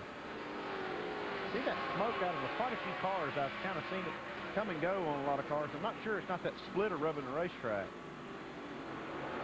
You know, Andy, it's got to be something like that because there's so many cars smoking. 88 cars spins. That is Kenny Wallace subbing for Ricky Rudd. And that will bring out caution number 7 on the night. It looks like he got away with it with no damage on that car. Got lucky nobody hit him. Just sitting sideways in front of the oncoming field off of turn 2. That's rough. Pretty tight coming off turn 2. Not a lot of room to avoid a wreck over there, too. So yeah, news breaking this week that Travis Quapple will drive this car in 2008. Ricky Rudd retiring. Kenny Wallace subbing for Rudd because of the injured shoulder. And Robert Yates turning the team over to his son, Doug Yates. And Robert's going to retire and sit back with Carolyn and then relax and enjoy life and let his son, Doug, take this team with Travis Quapple and David Gilliland in the 2008 and beyond. Oh, Kenny got a little help. Looks like Kenny got spun by the 40 car at David Stremley. I saw all the tire marks on his left rear tire. It's always a telltale sign when you see that. Yeah, Stremley and Kenny are good friends, and so I know that was not on purpose. It just got a little aggressive there. This might strain the friendship just a bit. Well, Kenny did a killer job getting that car stopped and not getting in the wall, but look at that driver's side first with all the cars are coming at you. Under caution, it's time for the leaders to come on and get some fresh Goodyear tires. They're headed down to you, Mike. And Matt Kenseth just came over the radio dock and said the car's just not as good as it was before. And I quote, he says, guys are just blowing by me. He needs a lot more forward grip. Right now the team is over the wall going to work on the right side. A 4-tire change expected for the 17. Jamie? Jeff Gordon in his pit box, and the green car's a new look for Jeff Gordon. They're going to make a track bar adjustment once again. He said he's tight in the middle. He's been fighting the same deal all night long. Let's go to Allen. Tony Stewart running the highest he's been all night, up to second place. 4-tire change and an adjustment as well for this 20 car. Tony looking for some help with the forward fight on the car. Pit stops completing, and there's the rush off of pit road. As you take a look at the brace off of pit road, couple of games. How about Montoya up 3 positions? Earnhardt Jr. up a spot. Now that's the highest he has run all night. He's in 3rd position. Both he and Tony Stewart are moving toward the front. There's 8 cars in 3rd position right now. Started 21st, made it all the way up to 3rd right now, and the car keeps getting better and better as the race goes on. Watch the race off of pit road. Jeff Gordon goes sailing by. Here comes Stewart, Dale Earnhardt Jr., Tony Urian, the guys getting it done in the pits. Jimmy Johnson now. Let's watch what happened in the Dale Earnhardt Jr. pits. Jackman Brian Hootie Chase working around this 8 car, getting it done, getting Junior up to 3rd position. Back to Richmond after these messages and a word from our ABC station.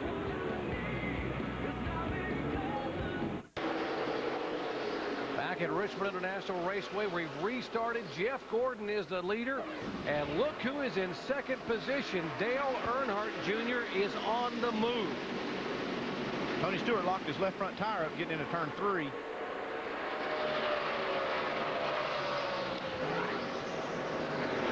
Spin and heavy contact. McMurray's involved. Montoya's involved. Ryan Newman slowing down. David Reagan is there. And now fire on the front of 1 car. The 2 car is damaged and lots of fire on Juan Pablo Montoya's car. He needs to shut that car off and get out of it. He sheared an oil line or fuel line here. He's trying to get out. He unhooks the belts and climbs out right at the start-finish line. Juan able to wave to the fans who applaud the fact that he's able to get out of the car. A chain reaction crash as they were coming out of turn 4 to the start-finish line.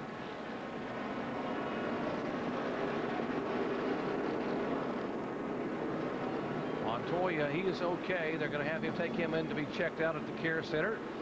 NASCAR has those kind of rules that make sure a driver has contact.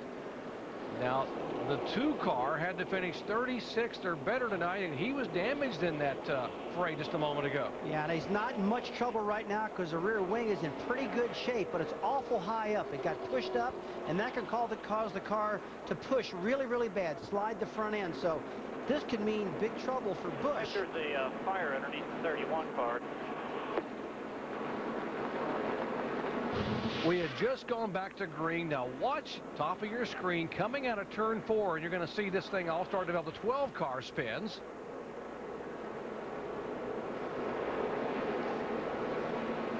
And they'll all jam up behind him. There's the 12 car with Kenseth right behind him, and now no one can see a thing.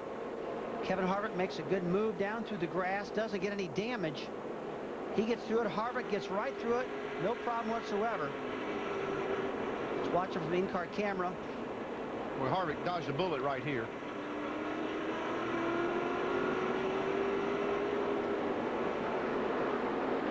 Jeff Burton, onboard camera. He sees all the smoke, and where do you go? Go to the bottom of the racetrack. Go where there's vision. And he had vision down low. You don't go to the top of the racetrack, even though the cars might slide from the top to the bottom because of the banking angle. From the flag stand, right at these guys. How quickly, a great reaction by Rick Monroe and Rodney Weiss, the flagman. And then Flower just erupts in the front of this Dodge. He sheared an oil line or a fuel line, and he tried to take off. And as soon as he did, it just, this fire erupted. He just stopped and got out of it. Uh-oh, this could be a problem here for Harvick. This is not good news. Harvick's car overheating real bad. Kurt Busch has got a big problem. One thing that happened right here on this, when he went through the grass, he could have packed all that up in the front of this car. Now you see it. And that's what he's done. Now, 10-4. We're going to stop if we can just, I think we can stop and be okay. We'll just come in the next time after you cut it off here. They're going to shut these cars off here, and it could help these guys let this thing cool off, but they still can't work on it. They're going to have to come back in the pits and clean this grill off. Remember here in May, in the spring race here, that his teammate, Jeff Burton, had a very good race car, and suddenly, boom, the engine went away, and he finished 43rd. So Kevin Harvick, sitting there watching that steam pour out in front of the hood, has got to be concerned. And what makes this even more of a concern is he looks at that leaderboard, and he sees that number 8 in the second spot. Yeah, but still, he's got to get up in the 20s right now. Get this car down pit road after they go back, bring the red flag out, and put water in this car. Cool it down. Take the time. They can do that on a pit stop.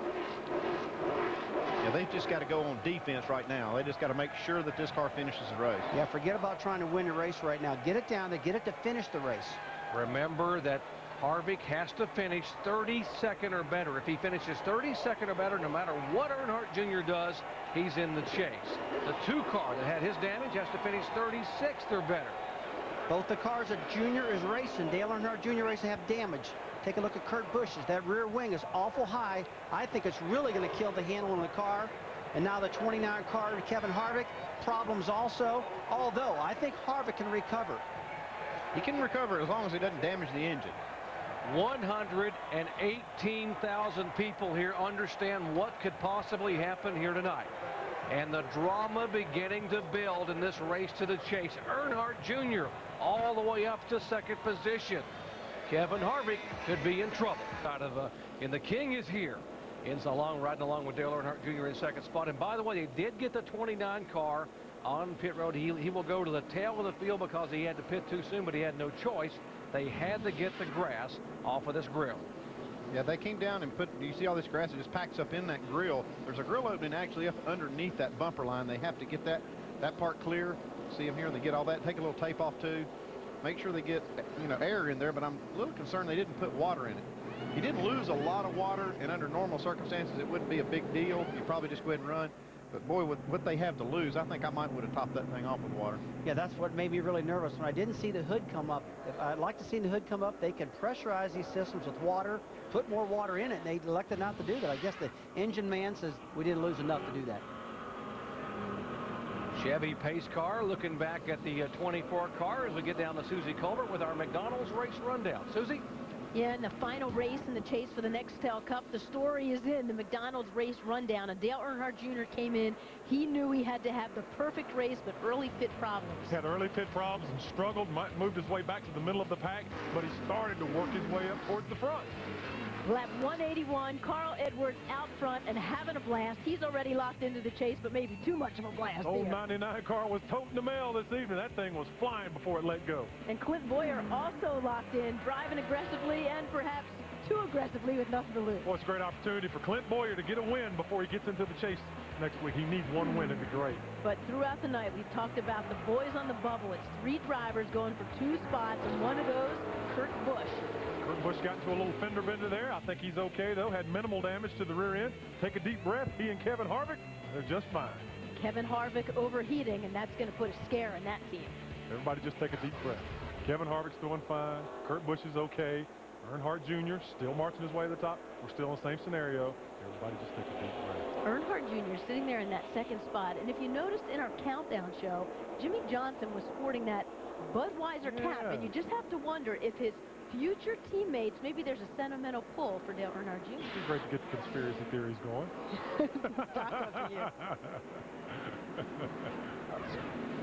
Getting set for the restart here. Lap 249.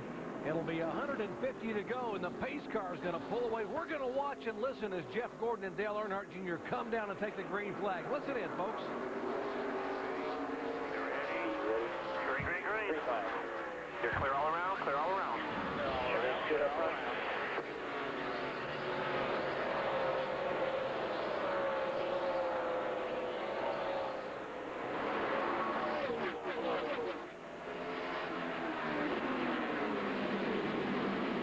The Chevrolet of Jeff Gordon, the Chevy of Dale Earnhardt Jr., the Chevy of Tony Stewart and Clint Boyer.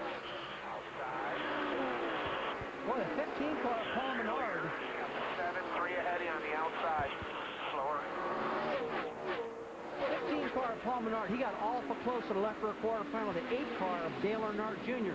Looks like gave a little nudge, and that's a teammate. Yeah, I was going to say, aren't they teammates? Look at the 70 car and the 31. They had dropped back into the mid-20s about 100 laps ago, and they've now climbed all the way back up. A 31 is Jeff Burton, the 70, Johnny Sauter. It's been a great night for Johnny Sauter. He's drove probably better than I've seen him drive all year long. Real smooth and fast. Real aggressive looking also. Just ahead of these guys is the 07 of Clint Boyer.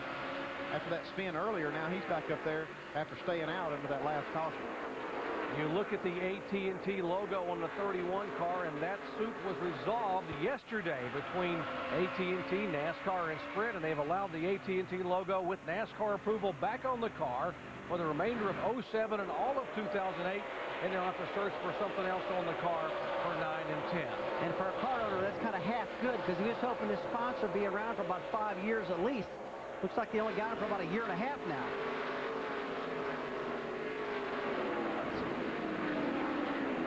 Battle for 9th position here, the 9 car of Casey Kane and the 5 of Kyle Busch. Casey Kane's been really working on an ill-handling car throughout the night. You see him in the screen right there. The car's been pushing, it's been loose, it's been all over the place, and he's back. He worked himself clear back to 37th at one time. Now he's getting better. He's worked himself back up now into the top 10. These guys have had more time to work in these cars, make adjustments. Tony Stewart able to make the move. He was able to make the dive underneath the 8 car entering turn 3. And Dale Earnhardt Jr. didn't fight him too much. These 2 guys are pretty good buddies. Well, I got to believe that if Tony Stewart knows that he can pull over and let Junior buy him to get some points, he's going to do it, but he's not going to do it till late in the race. 41 car, Reed Sorensen has spun around. That will bring out caution for the 9th time tonight. He center punched the front of the car. Looks like the front of that air dam has bent up pretty good. It's going to cause the car to really handle ill. See this fire coming out the tailpipes. These cars spin around. They get a little fuel down in the exhaust. He's trying to fire it up right now. Replay of what happened to Reed. Watching right in the back of the 38, and he got a tap from behind by the 12. Looks like something happened to the 38 car. Reed had to just back out of the gas, and it's just a stack-up chain reaction. Here's the pass a moment ago. Now they're up the back straightaway into turn 3. Now the 8 car and the 20 battling for 2nd position. Well, he just barreled it down in underneath Dale Jr. and went for that bottom lane. The car stuck. And now almost like Junior gave him the spot. Yeah, and that very well could have been too, because these guys get along good. Junior knows how good his car really is. These 2 drivers both have won 3 times here. Clint Boyer in the pits. So is the 18 car of J.J. Yaley. Remember, Kyle Busch will be with this team in 2008, coming over to Joe Gibbs. Yaley down and away. There's a little residual fuel at the right side burning away in the damaged right side of that Dodge.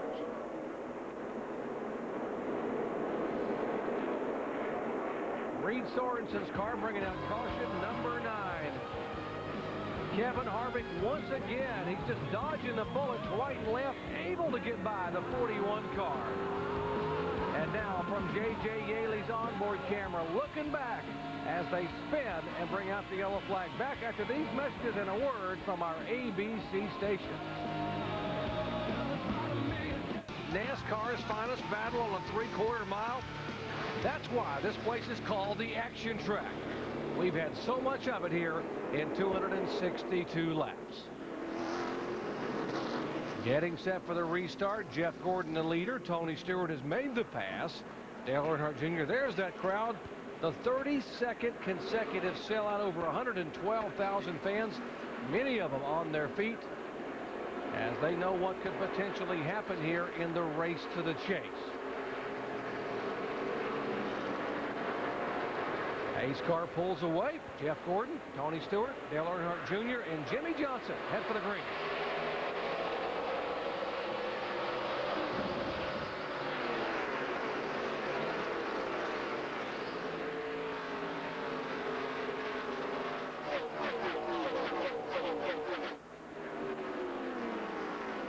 See, Dale Earnhardt Jr.'s car got just a little bit loose off of turn 2, but he's hanging in there pretty good right now. When Jeff Gordon punches the gas on these restarts, he can just jump out there 3 or 4 car lengths on these guys. Every single restart all night long. Jeff's just had fantastic restarts. Only problem he's had is on pit road getting out of the pits. 31 car of Jeff Burton trying to go by on a lap car. That's Kenny Wallace in the 88 subbing for Ricky Rudd, and that's the 17 car of Kenseth in 5th. Burton is 6th. Johnny Sauter in the 70 car is 7th. Well, we talked a lot about Johnny Sauter tonight. He is still running really fast, and that's a good-looking car. It's handling great out there right now, guys. It's just been consistent throughout the night. This 5-car Kyle Busch has been fighting and locking up that left front tire, getting in the corner. He's had a fast car, but he's really fought that little issue there. Maybe they've got it fixed. What about the rookie back behind this? That is David Reagan in the 6th car. Yeah, David Reagan, he skirted a bullet because he had a lot of smoke on the left front fender when the fender got bent in. And I really thought it was going to blow out, but they got it pulled out, and he made it to the next pit stop. He's been running great all night long. Here comes Tony Stewart. Jeff Gordon, a 2-time winner here. Tony Stewart, a 3-time winner. 2 of the best at Richmond International Raceway going at it here in the final 133 laps. And Rusty Wallace, you were the best overall at this racetrack for many, many years. 6 times winner here. How do you make the pass? Well, what he's got to do is get his nose up under the back of the 24 car and aerodynamically make him loose. We talked about how air does so much. You just got to get him aero loose and get up underneath him. And that'll make a car twitch and slide. But right now, he's got a pretty good position underneath of him. When you're pinned down low like this, does it make the car unstable when you get down in the corner? Well, it's going to make the lower car much unstable. You see him twitching around a little bit right now. And the car tomorrow is actually worse. It's worse conditions. And that top lane really is running fast tonight. A lot of grip up there. Alan? Well, I talked to Greg Zipadelli, Tony Stewart's crew chief, this afternoon, Doc, about this 20 car. He said the last couple times we've been here, we haven't been able to keep the front end of the car planted in the corner to let Tony cut like he'd like to, like perhaps he'd need to make a pass for the lead. So they took this car earlier this week to New Smyrna Beach, Florida, and took it to a half-mile short track there and tested it all day. They came here today with the same stuff they left that racetrack with to try and win this race. They thought they made some gains through their scientific testing, as Greg called it. Looks good so far. Right side of your screen, the Busch brothers, Kurt, the older brother, in the 2, Kyle, the younger, in the 5, and that is David Reagan, the rookie, right there with them. Looks like Kyle Busch still having a problem locking that left front tire up, and see smoke coming out of it just there going in the corner. And a lot of times when you lock up the left front, it just doesn't mean there's not enough of wheel weight up there. He's going to have to make a chassis adjustment to make that stop doing that, or else he's going to have a lot of problems. An 11 car This is 9th, 10th, and 11th, and 12th. These 4 cars battling here. Alan? Yeah, so how did Denny Hamlin in that 11 get back there, Doc? He was in the top 5 and even led the race earlier, right? Well, back on the pit stops at lap 235, they went to hand him a bottle of water through the driver's window net. But when Denny reached to grab it, he bumped a button on the steering wheel. It's a button where the driver's thumb would be positioned as he drives that he can shut the engine off in case the throttle sticks wide open going to the corner. By the time they got it restarted, he was 23rd. This is a rally to get to this point. Dave? Kyle Busch, Allen, is trying to cling to the top 10. They still haven't got the handle on that car. Mostly tight all night long, just would not turn. That's the problem he started with. That's the problem he's been fighting all night long. Really just trying to hang on to that top 10. He's just out there saying, oh my goodness, this car is crazy. The 5 car, he is staying working that top lane, just trying to make something work up there. Car's just not handling good, and I didn't expect this out of him at all. That car was so dominant last night. I know this is the car tomorrow, but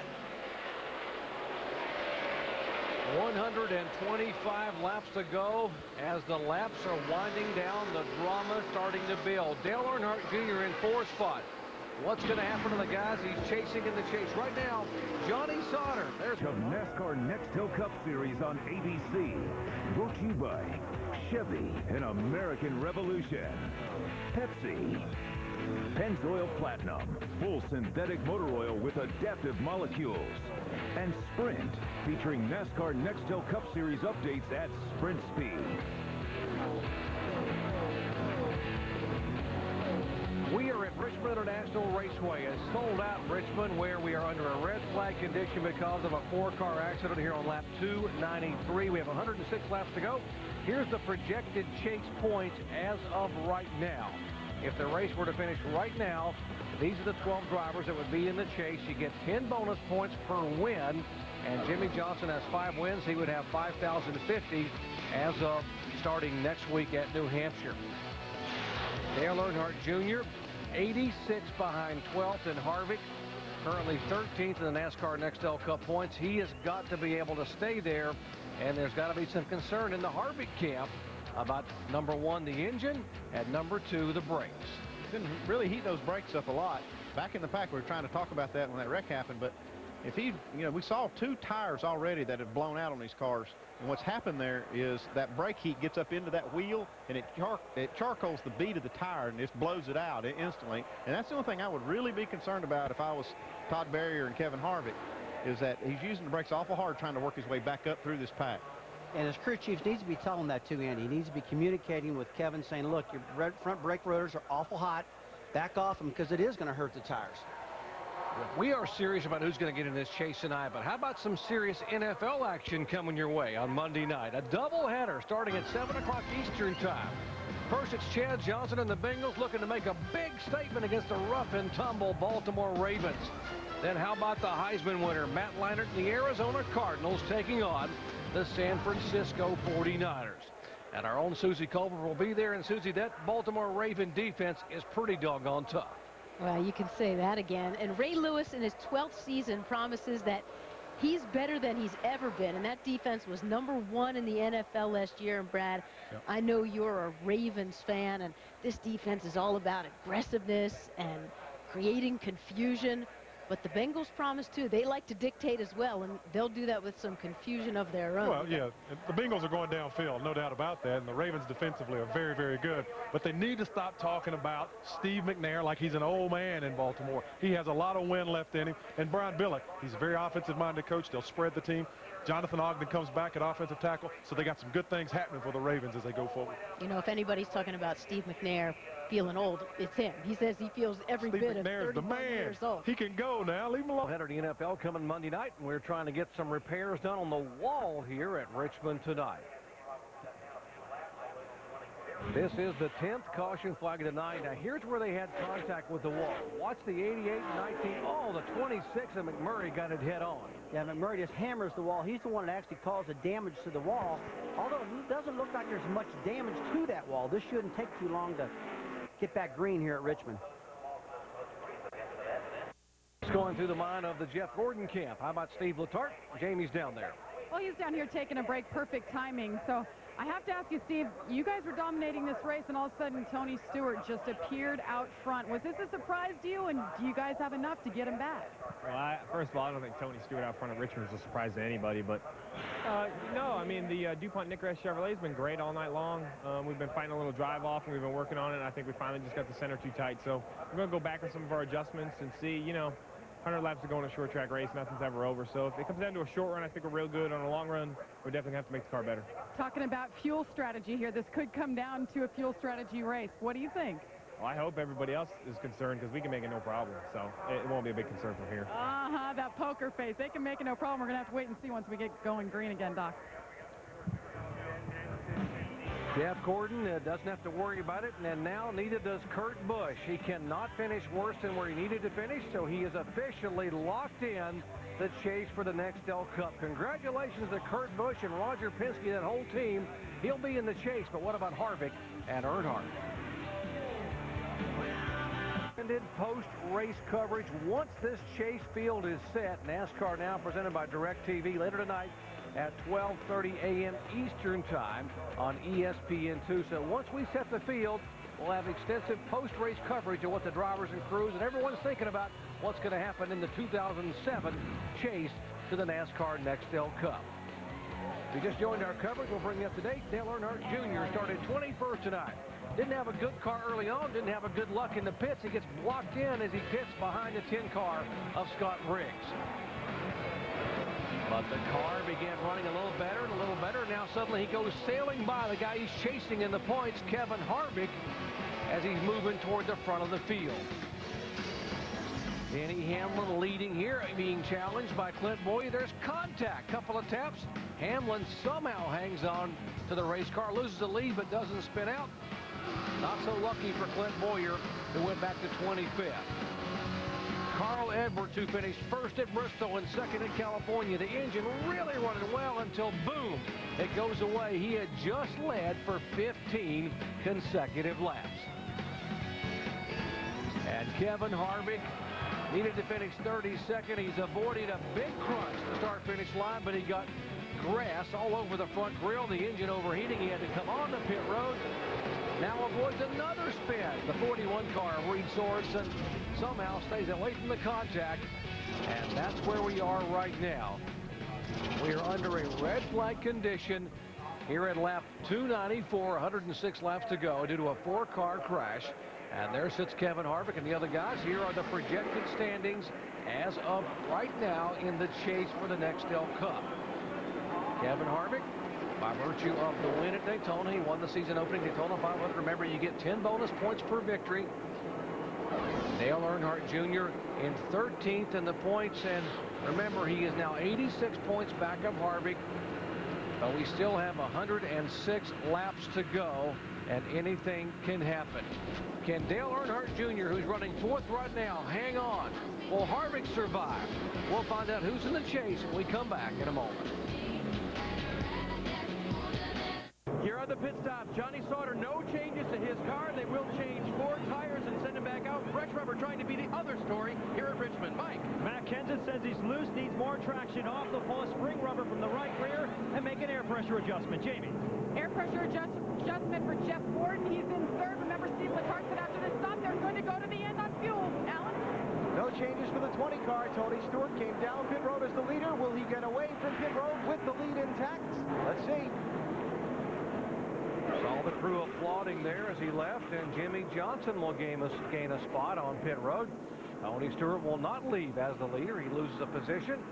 Casey Kane up 4 spots to 5th. Matt Kenseth back 3.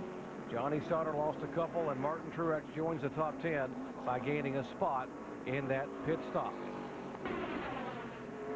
The red flag has been withdrawn, and now the cars are rolling. They have made their pit stops. As we will come back with a green flag with about 100 laps to go. Great pit work here. The crew cam being worn by Brian Hootie Chase in the Earnhardt Jr. pit.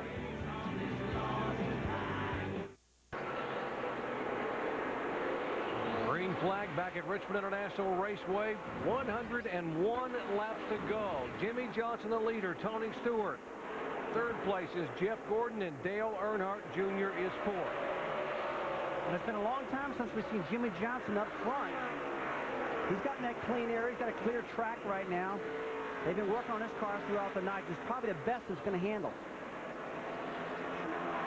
Tony Stewart's had the best car. He's catching, looks like he might be catching Johnson just a little bit here, but it seems like Johnson just shows up right here at the end of the race every week.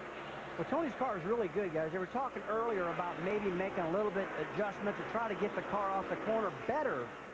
But Tony's a little scared about doing it because the car's been so fast. Jimmy Johnson driving for Hendrick. Tony Stewart for Joe Gibbs on the left side of your screen. Right side, you see the 70 car. That is Johnny Sauter. And he's trying to hold off Casey Kane for position. That's for the 6th spot. You look up front to Jeff Burton there. He restarted in the 7th position. He's worked himself up in the 5th position right now, and he's had a pretty good car. They've been working on it throughout the night, getting it better. 31 is Burton. Behind him, the 70 is Sauter. The 9 is Casey Kane. 15 car is Paul Menard. He is 2 laps down. He's on the inside there. Looks like Tony Stewart's starting to catch Johnson just a little bit right now. That last time by Stewart was about a 1/10 of a second faster than Jimmy.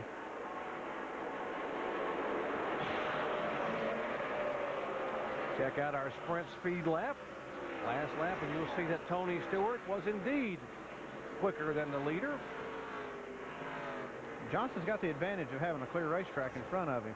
It's going to be a little tougher now for Stewart, not having that, clean track in front of him like he had earlier. Well, right now with these car tomorrows, they just don't have near the downforce as last year's car.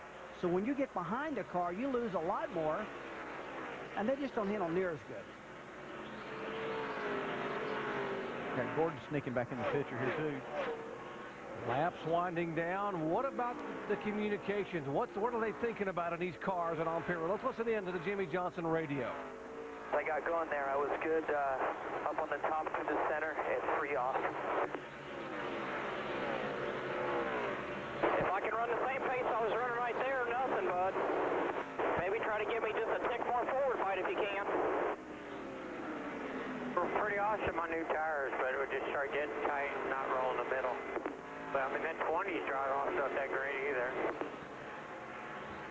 Well, you see, like Jeff Gordon, he was really fast. He was a little bit loose off the corner, so he said tighten the car up. Instead of fixing that, it hurt the center of the corner. That really hurt him. On the other hand, Stewart had a different comment. Yeah, Stewart's saying he needs a little more forward bite, which means his rear tires are slipping a little bit off the corner when he's full throttle. So these cars are all fighting just something a little different, but they're all running just about the same speed. And the 48 car, Jimmy Johnson, he sounds pretty happy. He's real happy now. He's out front. Yeah, whatever you can lead, you're the happiest guy out there, aren't you? Jimmy Johnson set on the pole tonight, did not lead the first lap. He went sailing into turn 3 when he took the green flag, and he jumped on the brakes, and we were told the splitter was bouncing off the racetrack, so he lost the lead to his teammate Jeff Gordon, who led the first 36 laps. Right now, Dale Earnhardt Jr. is just pretty consistent, running 4th right now.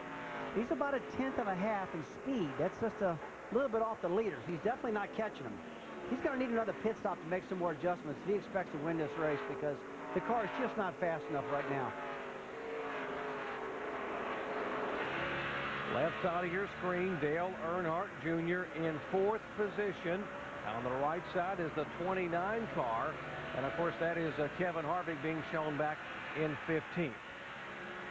We've been talking about all the things that could knock Kevin Harvick out of this thing, but one thing he likes that he's seen so far is all these crashes we've had have knocked a lot of cars out, probably helping him a lot. Right now, Kevin Harvick could actually finish 33rd and be locked into the chase, and with 5 cars out, that means if 5 more cars were being involved in an incident or have an issue, Kevin Harvick would be locked in. He's just going to play it cool. You see him running right behind Clint Boyer, his teammate. Just kind of playing it cool. And that's what Kevin's got to do right now, is just play it cool. But another problem is those front brake rotors. Yeah, what's not cool are those front brake rotors. Every time we see those things, they're just glowing super red hot. And, you know, Kevin can be as calm as he wants right now, just hang out in the top 10, top 15, drive it easy. But if they don't get some heat off those front brakes, they're going to blow a right front tire out, and he can't do anything about that. Moving inside the 12 car, Brian Newman.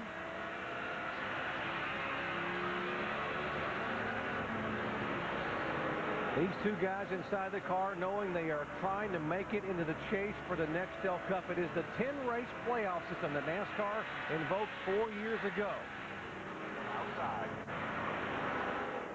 Kevin Harvick racing a 12-car Ryan Newman, trying to get around him. But again, look at the front brake rotors and look at the 12-car's brake rotors. No heat there. A ton in Kevin's car. Guys, that's going to be an issue if this continues. I'm really concerned for Kevin on that part. There's two different mindsets with these two guys. You got Junior out there. He doesn't have anything to lose. He's just going to run as hard as he can. He's just going to say, hey, put it all on the table, leave it all on the racetrack. But Harvick, on the other hand, he's just got to kind of play it cool right here. Well, he's got to play it cool, Andy, but the problem he's trying to play it cool. The car's not cooperating with him right now. 11, 2, and 17. Hamlin, Kurt Busch, Matt Kenseth. That's 8th, 9th, and 10th. Right side of your screen, while Kevin Harvick again continuing the battle inside the 12 car. And if you were on the radio with Kevin Harvick and knowing that you really still got, you can lose this thing. I mean, they're still going to have 4 more cars fall out. I mean, how aggressive do you want him to be here in the final 80 laps? I think you just trust your race car driver. And, you know, Kevin Harvick knows what he's doing. He's pretty smart. I wouldn't be saying a whole lot unless I saw him get into some tight spots, and then I might remind him, hey, we got a lot to lose here. But one thing Kevin Harvick can't see is his brake rotors. That's where he needs the help from the spotter. He needs the help from his crew chief to say, hey, man, we got a potential problem going on here. Give me a little break, cool those things off. And Todd Berrier's got a perfect seat to look at these brakes going into turn 1. From their pit stall down there, he can see these things really glowing. You're down on the level of the racetrack, and you can see that temperature in these brakes. Back up front, they are chasing Jimmy Johnson, who won a week ago. Johnson winning in his home state of California, picking up his 5th win of the season and his 28th career victory. He is the winningest driver in NASCAR Nextel Cup Series this year. So as of now, he would be the leader and get the top seed in the chase for the Nextel Cup. Johnson trying to hold on for his 6th win of the year. Tony Stewart in hot pursuit. Can Jimmy, the reigning champion, do it again? Back to the Chevy Rock and Roll 400. These aerial shots from high above a sold-out Richmond International Raceway, courtesy of our good friends at Goodyear, the official tire of NASCAR, helping NASCAR drivers get to the finish line for over 50 years. Now, we are just 73 laps away from this being the chase lineup here. Jimmy Johnson, if he would hold on and get his 6th win of the year, would be the #1 seed in the 2007 NASCAR Nextel Cup Series chase to the championship. Dale Earnhardt Jr. in 4th position. He is now 89 points back. He's still got a shot, folks, but he needs to have some help by something happening to Kevin Harvick. And Harvick now sitting solidly in 13th and running right in front of the 1 car of Martin Truex. Well, the 29 car of Kevin Harvick right now, he's doing what he's got to do. He's just holding on for dear life, not making any mistakes. Because if he finishes where he's at right now, he's locked in a chase, no problem whatsoever. Jamie? Well, I talked to his crew chief, Todd Berrier, earlier today, and he said, you know, we're going to err on the cautious side. We're not going to push where we need to pass if it's going to risk anything. We're not going to push it on pit road and try to fight people and beat them off pit road. And we're definitely not going to flirt with the pit road speed.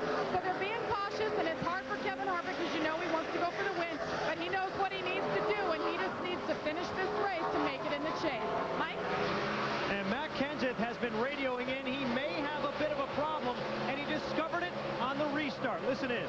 Quick the best you can, Bob. On the restart, they ran over a big piece of brown paper. It looked like it was covering my right front brake shock, so if you can look for that. I do not see anything, Matt. Okay, the brakes are just fading fast. I just want to make sure it's not still on there. I can see it in the reflection of the lemon car coming to the green, and it was on there. And with brakes being so important here at that short track, that may present big problems for the 17 car. They came in tonight with big aspirations. This is a new car, tomorrow car, one that Robbie Reiser thought would be a good true test of how they'll be in the chase. This is the car they plan to bring to New Hampshire.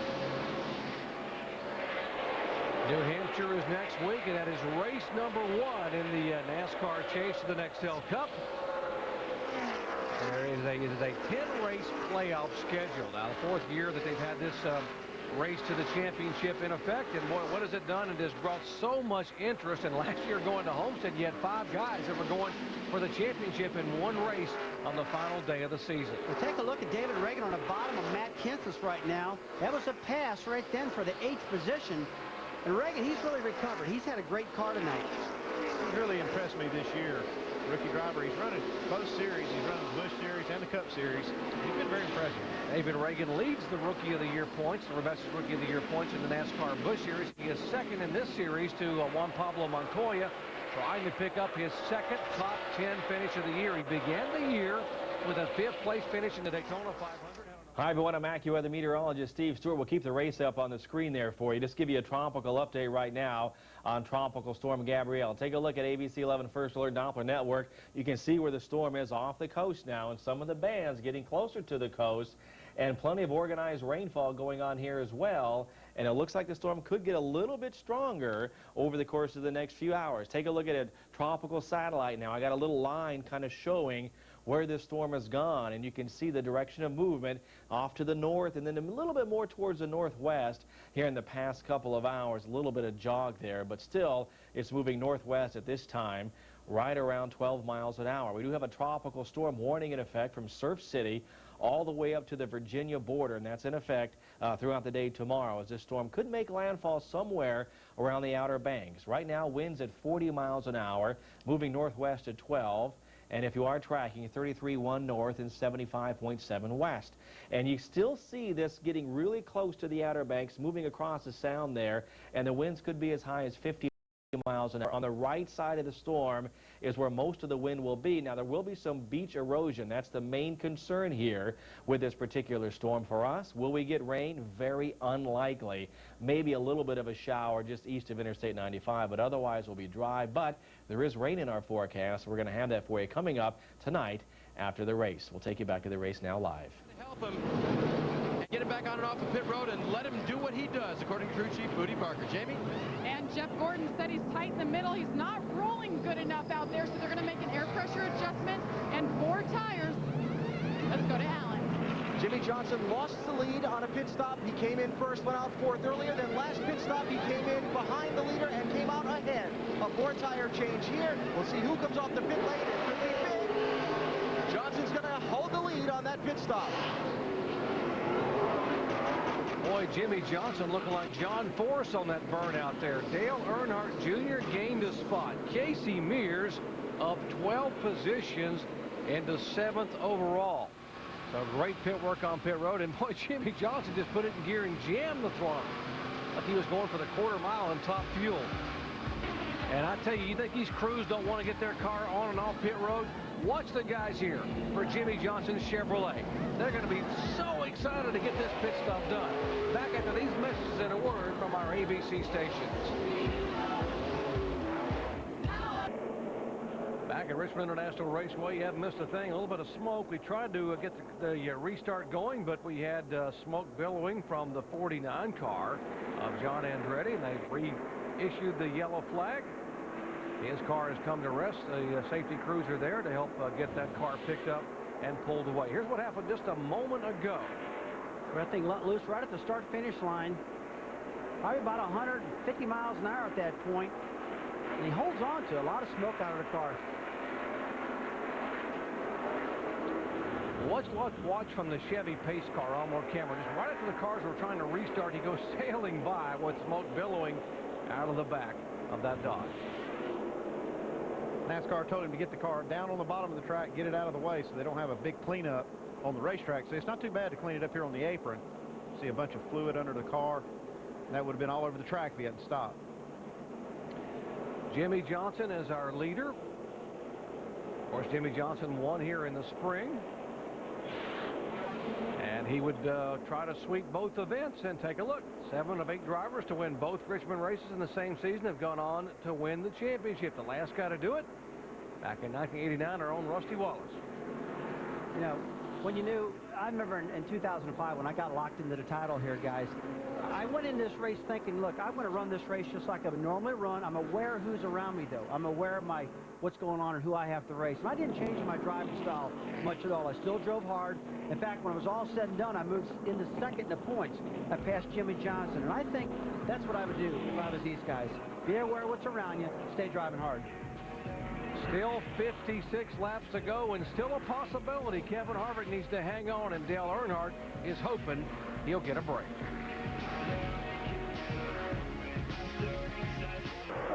Green flag waves at Richmond International Raceway.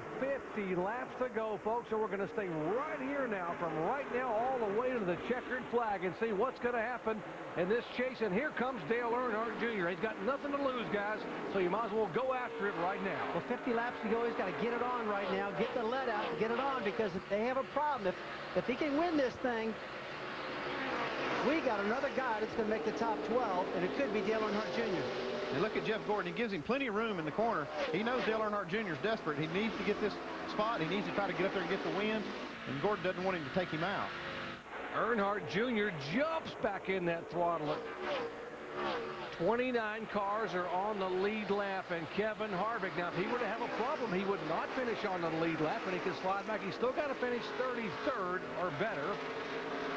Kevin Harvick in the 29 car, currently being shown in 11th position. There's Harvick, top of your screen, coming right at you. But right now, there's teammates for 2008, 1, 2, 3. Dale Earnhardt Jr. going to be in a Hendrick Motorsports car next year, and you would hope that maybe the 24 car might give him a favor. These guys are running side by side and still keeping pace with Jimmy Johnson. Dale Earnhardt Jr., he said it and told his fans this week, I'm not going to quit. None of us are going to give up. We're going to drive this thing as hard as I can drive it with my heart until that checkered flag waves. That's exactly what he's doing, folks. 47 laps to go. I don't know if I'm Jeff Gordon. I don't think I want Jeff Gordon and Jimmy Jr. in the chase. I'm sorry. Well, right now, the 8 car, you got to hand it to him. Started 21st in the second place. And it looks like the 24's got some debris on the right front splitter. I don't believe it's going to hurt it any. And I don't know what it is, though. Maybe a bag or something he picked up on the splitter. Jeff Gordon now looking back underneath the 8 car of Earnhardt Jr., trying to take the inside spot away and trying to take the second position away. If these guys stay racing side by side like they are, Tony Stewart's going to catch him. And Stewart's going to go on and get around him. And he's been the fastest car the last 15, 20 laps Tony has. Can you imagine what it'd be like for Dale Earnhardt Jr. and his team if they were to miraculously get into this chase, and how much momentum and how much emotion they would have going into the chase? He drove so hard at Bristol, finishing 5th. He has drove it so hard at California and finished 5th, and he's driving his heart out here tonight, and he's now taking the second spot away. But as you said, Tony Stewart is coming. Well, if Dale Jr. misses this chase for the championship, it's not because he didn't try, guys. I've never seen a kid drive so hard the last 4 or 5 races in my life. Kevin Harvick's just a few laps really away from clinching his spot.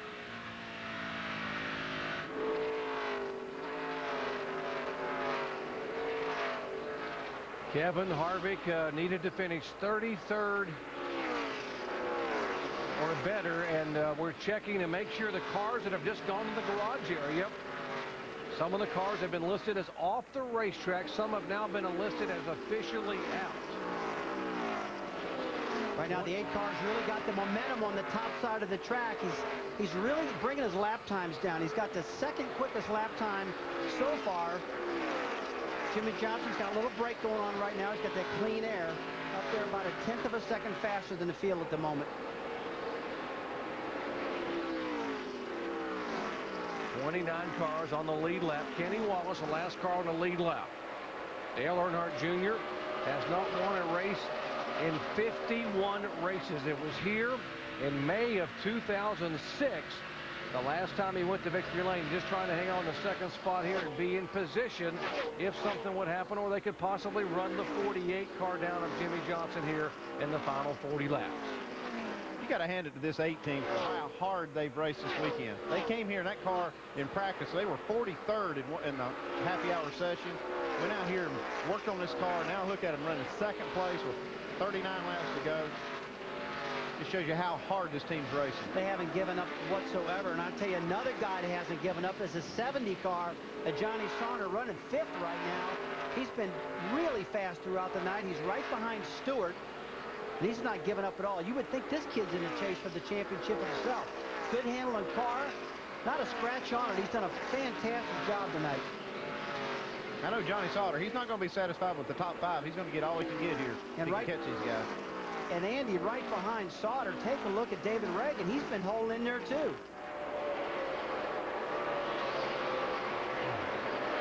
David Reagan trying to get his second top 10, maybe his second top 5 finish. Meanwhile, back up front, Dale Earnhardt Jr. getting a challenge and losing second position to Jeff Gordon. Gordon's car looked like it was a little bit faster than Nate's car, but he held out behind Dale Earnhardt Jr. for 4 or 5 laps and finally said, look, man, I got to go. He just passed him and went on.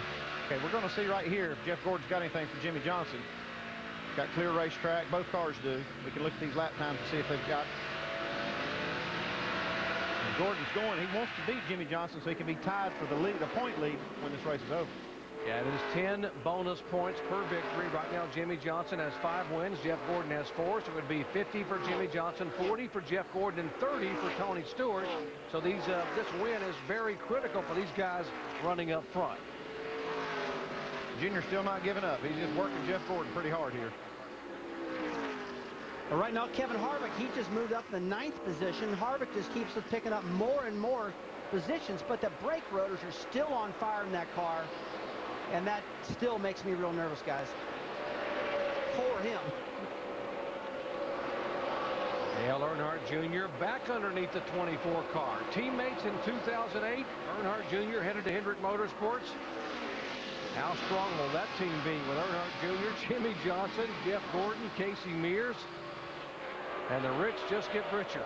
Hendrick has an awfully, by the way, Hendrick Motorsports re-signed this week with General Motors with Chevrolet to continue their relationship where they've had so much success over the last 23 years. Right side of your screen, that's you saw Harvick in the 11 car battling side by side. Earnhardt Jr. now trying to take the second spot away, just inside of the 24 car. More on Earnhardt. Here's Jamie.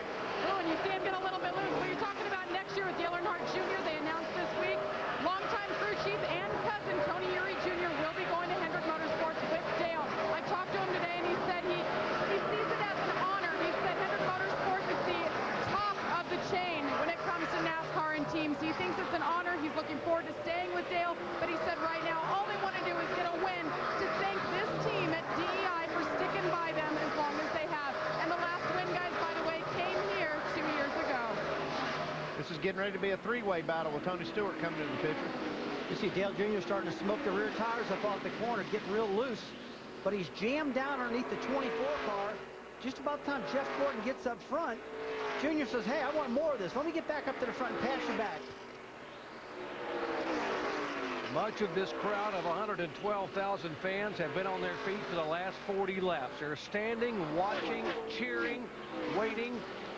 Some are saying we want our man Kevin Harvick to be able to make it. Big Kevin Harvick fans up here in Virginia. A lot of them pulling for that Budweiser number 8 for Dale Earnhardt Jr. 30 laps to go. Here is Tony Stewart now on the inside. Said, you guys can battle all you want. I got to get my eyes set on that 48 car and run down Jimmy Johnson for the victory.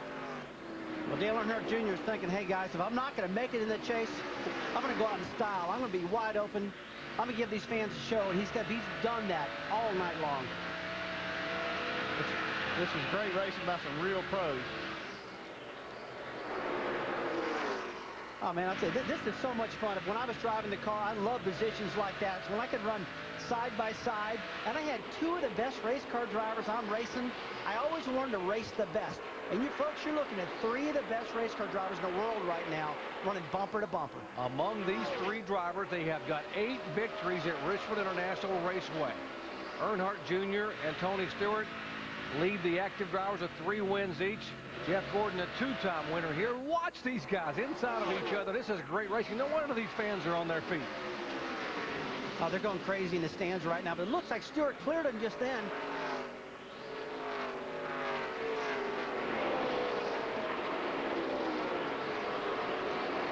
Seven laps left as the laps click away. Now some of the cars that are in the garage area will be considered out.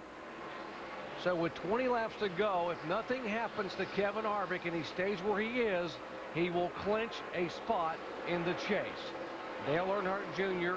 hoping for the Hail Mary, hoping for the walk-off homer here with just 5 laps to go to when Harvick would clinch, doing everything he can do. And here's the 44 car of Dale Jarrett.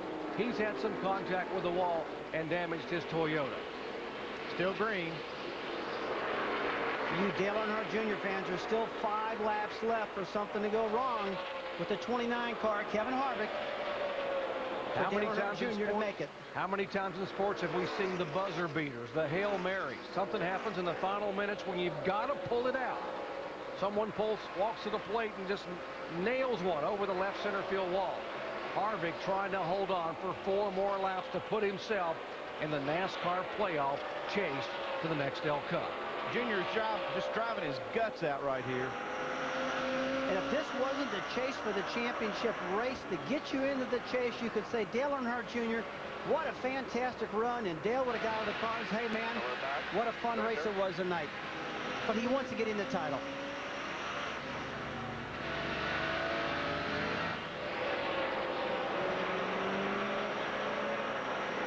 At lap 20, it will be sealed for Kevin Harvick. And Kevin Harvick knows right now he's being communicated to from his crew. Guys, just, Kevin, in 2 more laps, you got it, buddy. And you can tell the intenseness. Look at his eyes and look how he's driving that car. So smooth and very focused. Dale Earnhardt Jr. hoping against hope. He came here and said he promised his fans and his sponsor he would do everything in his power. He would not quit. He would not give up until the checkered flag waved. And he has driven from 21st starting spot all the way to run 2nd and 3rd among the leaders. But now this time Kevin Harvick will come down out of turn 4. And as Harvick crosses the start-finish line right there, he's officially locked in to the chase for the Nextel Cup.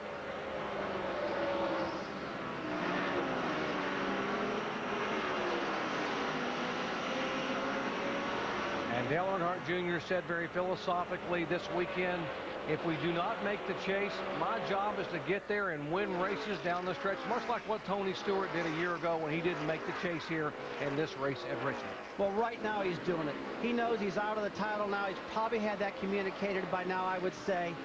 And he's just got to get around Tony Stewart. Tony can't shake him, and Junior can't shake Stewart. And they just want to win this race, not now. Because if a caution comes out, they're back in the hunt with Jimmy Johnson leading this race. He sure kept his word to his fans and his sponsors. He has given it everything he's got. He's still doing it right now with 18 laps to go. Well, Elvis would be proud of him, that's for sure. Look at David Reagan in the 6 car. Reagan trying to get his 2nd top 5 finish of the year. He's currently running in 5th position, and he's battling Jeff Gordon for 4th position. This has got to be one of the best races of the year for David Reagan, because this is one of the toughest tracks to get around. One of the toughest tracks in all of NASCAR to run fast at all throughout the night. He's been doing it. This is the best way you can measure yourself as a driver. Racing at Richmond against Jeff Gordon, probably one of the best ever. A rookie against a 4-time NASCAR Nextel Cup champion, and they are just a foot apart for 4th position here with 16 laps to go. Jeff's not giving him anything either. He's going to have to earn this spot.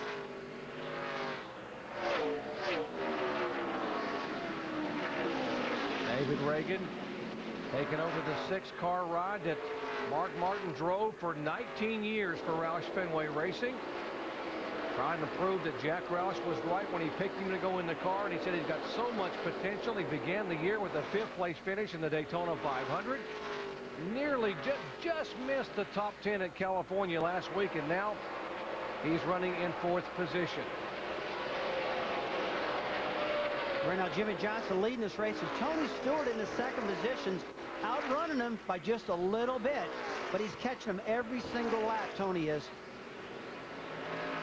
Even with these 2 guys racing side by side, they're still able to catch Jimmy Johnson just a little bit. It is just amazing how fast Stewart and Dale Earnhardt Jr. are running while they're racing.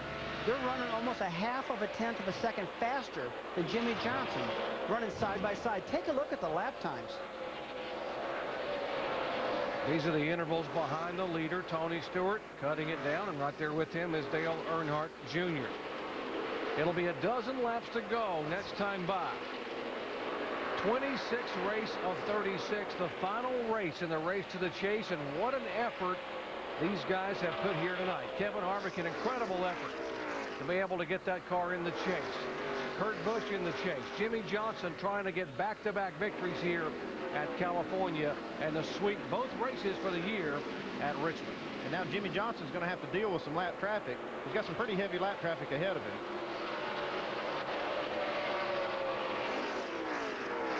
The top 12 for the chase for the championship are all set. Now it's just go for the victory. Get the best finish. Do the best job you can for your sponsors, for your owners, for yourself. And that's one thing that David Reagan's doing right now, running fourth. This kid finishes fourth, he's going to leave feeling pretty proud of himself. He's catching these two guys in front of him. He might get more than that. And he's just wanting these guys to start racing side by side. The 20 car of Tony Stewart, an 8-car junior, because when they run side by side, generally they run slower. Although they haven't slowed these two down much. Last lap, David Reagan was the fastest car on the racetrack. And this is what Reagan wants to see right now. These guys starting to race each other again, and Stewart clears the 8-car. But while all this is going on, Jimmy Johnson is working the traffic real well, and he's not having much of a problem. Tony Stewart, Dale Earnhardt Jr. There is Jimmy Johnson working on the bottom side of Paul Menard. As you said, Rusty, in heavy traffic here. Less than 10 laps to go, and here comes David Reagan. He slides right up behind Dale Earnhardt Jr. David Reagan is driving the race of his career right here. Reagan's definitely got a better car than the two guys in front. Look at that. Pick the throttle up underneath of him. Hold on. Watch for the arrow loose. This is where he can't make a mistake getting down at the corner. How about a 21-year-old rookie driver running on the inside of Dale Earnhardt Jr. and chasing the two-time Cup champion Tony Stewart here in the final laps of Richmond. And lap traffic, that's not what David wanted to see. He needs to try to make that pass getting into the center of the corner. He's getting blocked right there between the lap car of Dave Blaney right now. But now he clears him. Oh, Junior just blowing an engine. And Dale Earnhardt Jr. gave it his all, and now smoke billowing from the back of the 8-car. Another DEI engine failure. With just 6 laps to go, and how appropriate is that, given the fact that he's had 5 DNFs this year, and 4 of them have been engine-related issues. Well, these guys have done all they can do. And they have done, but this is the SP2 engine, the engine they thought was one of the most durable engines. This is not the R07 Chevrolet engine. And he's even failed the old engine now. Battle for second place now heating up. That Junior is pulled away. The 20 is Stewart. The 6 of David Reagan. We're still caution-free. Earnhardt got the car off the track. No oil on the course. Reagan's got a better car than Tony. I don't know if he's going to be able to work by him or not. Reagan's got the car. Tony's got the experience. Which would you rather have? I'd rather have both. I'm greedy, man. I want everything, you know. Especially when you're a driver. You want the best engine, the best car. And they gave David Reagan that tonight. Tony Stewart's probably looking in his mirror going, who's that? Who is it again? Is he on the lead lap? Yeah. Has he got 4 new tires? Who is this guy?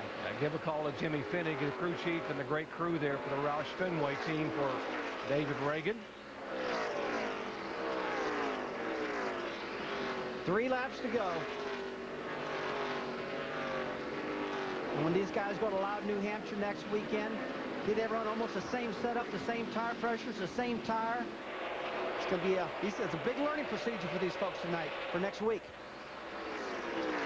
Jimmy Johnson's got his crew chief back up on the box, and it's just that extra little push, I think, that's put this team up front and where they can win races. They were very competitive when Chad was gone, but boy, this is just these last couple of weeks has showed that extra little bit that they've got. Jimmy Johnson won 4 times in the first 10 races of the year. Then he did it after the win at Richmond. He didn't win again until last weekend at California. Chad Knaus, right side of your screen. He led that driver and that entire team to the 2006 NASCAR Nextel Cup Championship. Jimmy Johnson trying to pick up win number 6 in 2007. It would be Jimmie Johnson's 29th career win, and he will come down and take the checkered flag as Jimmie Johnson sweeps both races and wins at Richmond. Yeah, boys, you guys are awesome. Johnny Sauter gets the top 5 that was finish. great. Good job. Big crew, way to bounce back, gentlemen. Thank you. Third place for David Reagan, a fifth place for Johnny Sauter. Like you said, Andy, these two kids, not kids, these men, did a great job tonight. Let's go down to Mike Massaro. And guys, certainly nobody can question Dale Earnhardt Jr.'s efforts tonight, but it's not to be. What are your thoughts? Just disappointing. We've lost another motor tonight, and seems like that's just been a theme of this season for us. The struggle with the new fuel. We had great power. We just can't keep them together when we put them in my car for some reason. A year ago, another big name, Tony Stewart, was left out of the chase, but he turned it into a positive. Won 3 races. Do you feel like this team's capable of doing something like that here in 2007? Yeah, absolutely. I mean, I run good every week. We just ain't finishing races. You know, we're running the top 5 every week. You know, we ain't in the chase. We deserve to be in the chase. And, you know, wish we were for my fans. But we'll give them something to cheer about. We race hard. We don't quit. We love racing. That's what we do. So we'll be all right. Just disappointing, man. These dang motors.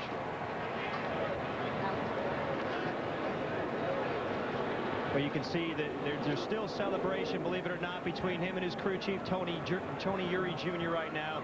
They're still able to find some positives here. You're hugging Tony Eury Jr. What can you take from this that might make you stronger? You talked all about integrity earlier this week. How will this make you guys a better organization, you and Tony Eury Jr., as you move to Hendrick? Well, Tony Jr. is just really upset. You know, they work hard. Us drivers, we got it made. Those crewmen are the guys that put in all the time and all the effort, and they work real hard. And just to be running so good, to make the car better all night, and to get up in the top 5, and to be sitting there racing Tony like that, that was really, really fun. He's probably mad because I bumped into him a couple times, but, you know, and just to blow up at the end, you know, it's real, real hard on them guys personally because they put so much into it. You know, I get in there and drive the heck out of it, and I do it for myself and for my cousin, and we'll keep doing that, you know. And I've had a great group of guys this year. We're going to keep racing the rest of the season. We got more work to do. We got the season to finish. And congratulations to whoever won this race and all the guys that made the chase. Well, guys, back in August, Dale Earnhardt Jr. said if he didn't make the chase, he'd be the most surprised person in the garage. But looking around here, there are a lot of people still in disbelief. Fatigue, frustration for Earnhardt Jr. He just didn't get in. He tried, couldn't get in, and it just wasn't to be. Our Chevy winning moment. Jimmie Johnson, winner of the Chevy Rock and Roll 400. A great effort by Jimmie Johnson, who led 4 times for 104 laps. His 6th victory of 2007. His 29th career win, and Jimmie Johnson will have the top seed in the chase. And speaking of great Chevys, give a call to Kevin Harvick and the entire Richard Childress crew for doing what they had to do to get that car in the top 12 and the chase. Let's go down to Dave, who's caught up with Jeff Gordon. Hey guys, we're with Jeff Gordon right now, talking with Steve Letarte, breaking down the final race to the chase. And he was in before the race started. A torrid battle out there to try to get this victory here at Richmond. Yeah, I mean, you know, we're fighting hard. You know, wanted those 10 bonus points, and I'm happy for Jimmy, but I hate that he got those 10 on us.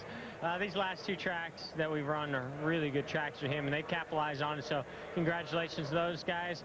Good solid run for us. We got a little bit tight. We tried to make some adjustments there, and I thought we were going to be better. I got fighting with Junior there. It was a good battle, a lot of fun, but it just wore my tires out. I got so loose, especially when he was pushing me, and then I just lost the drive off in the handle, and so had to settle for what, 4th, I guess. So you know, happy to have Nick Red on board with this DuPont Chevrolet this weekend. We had a lot of fun with them. Hopefully help some people stop smoking. You will be 2nd seeded in the chase, going for yet another championship in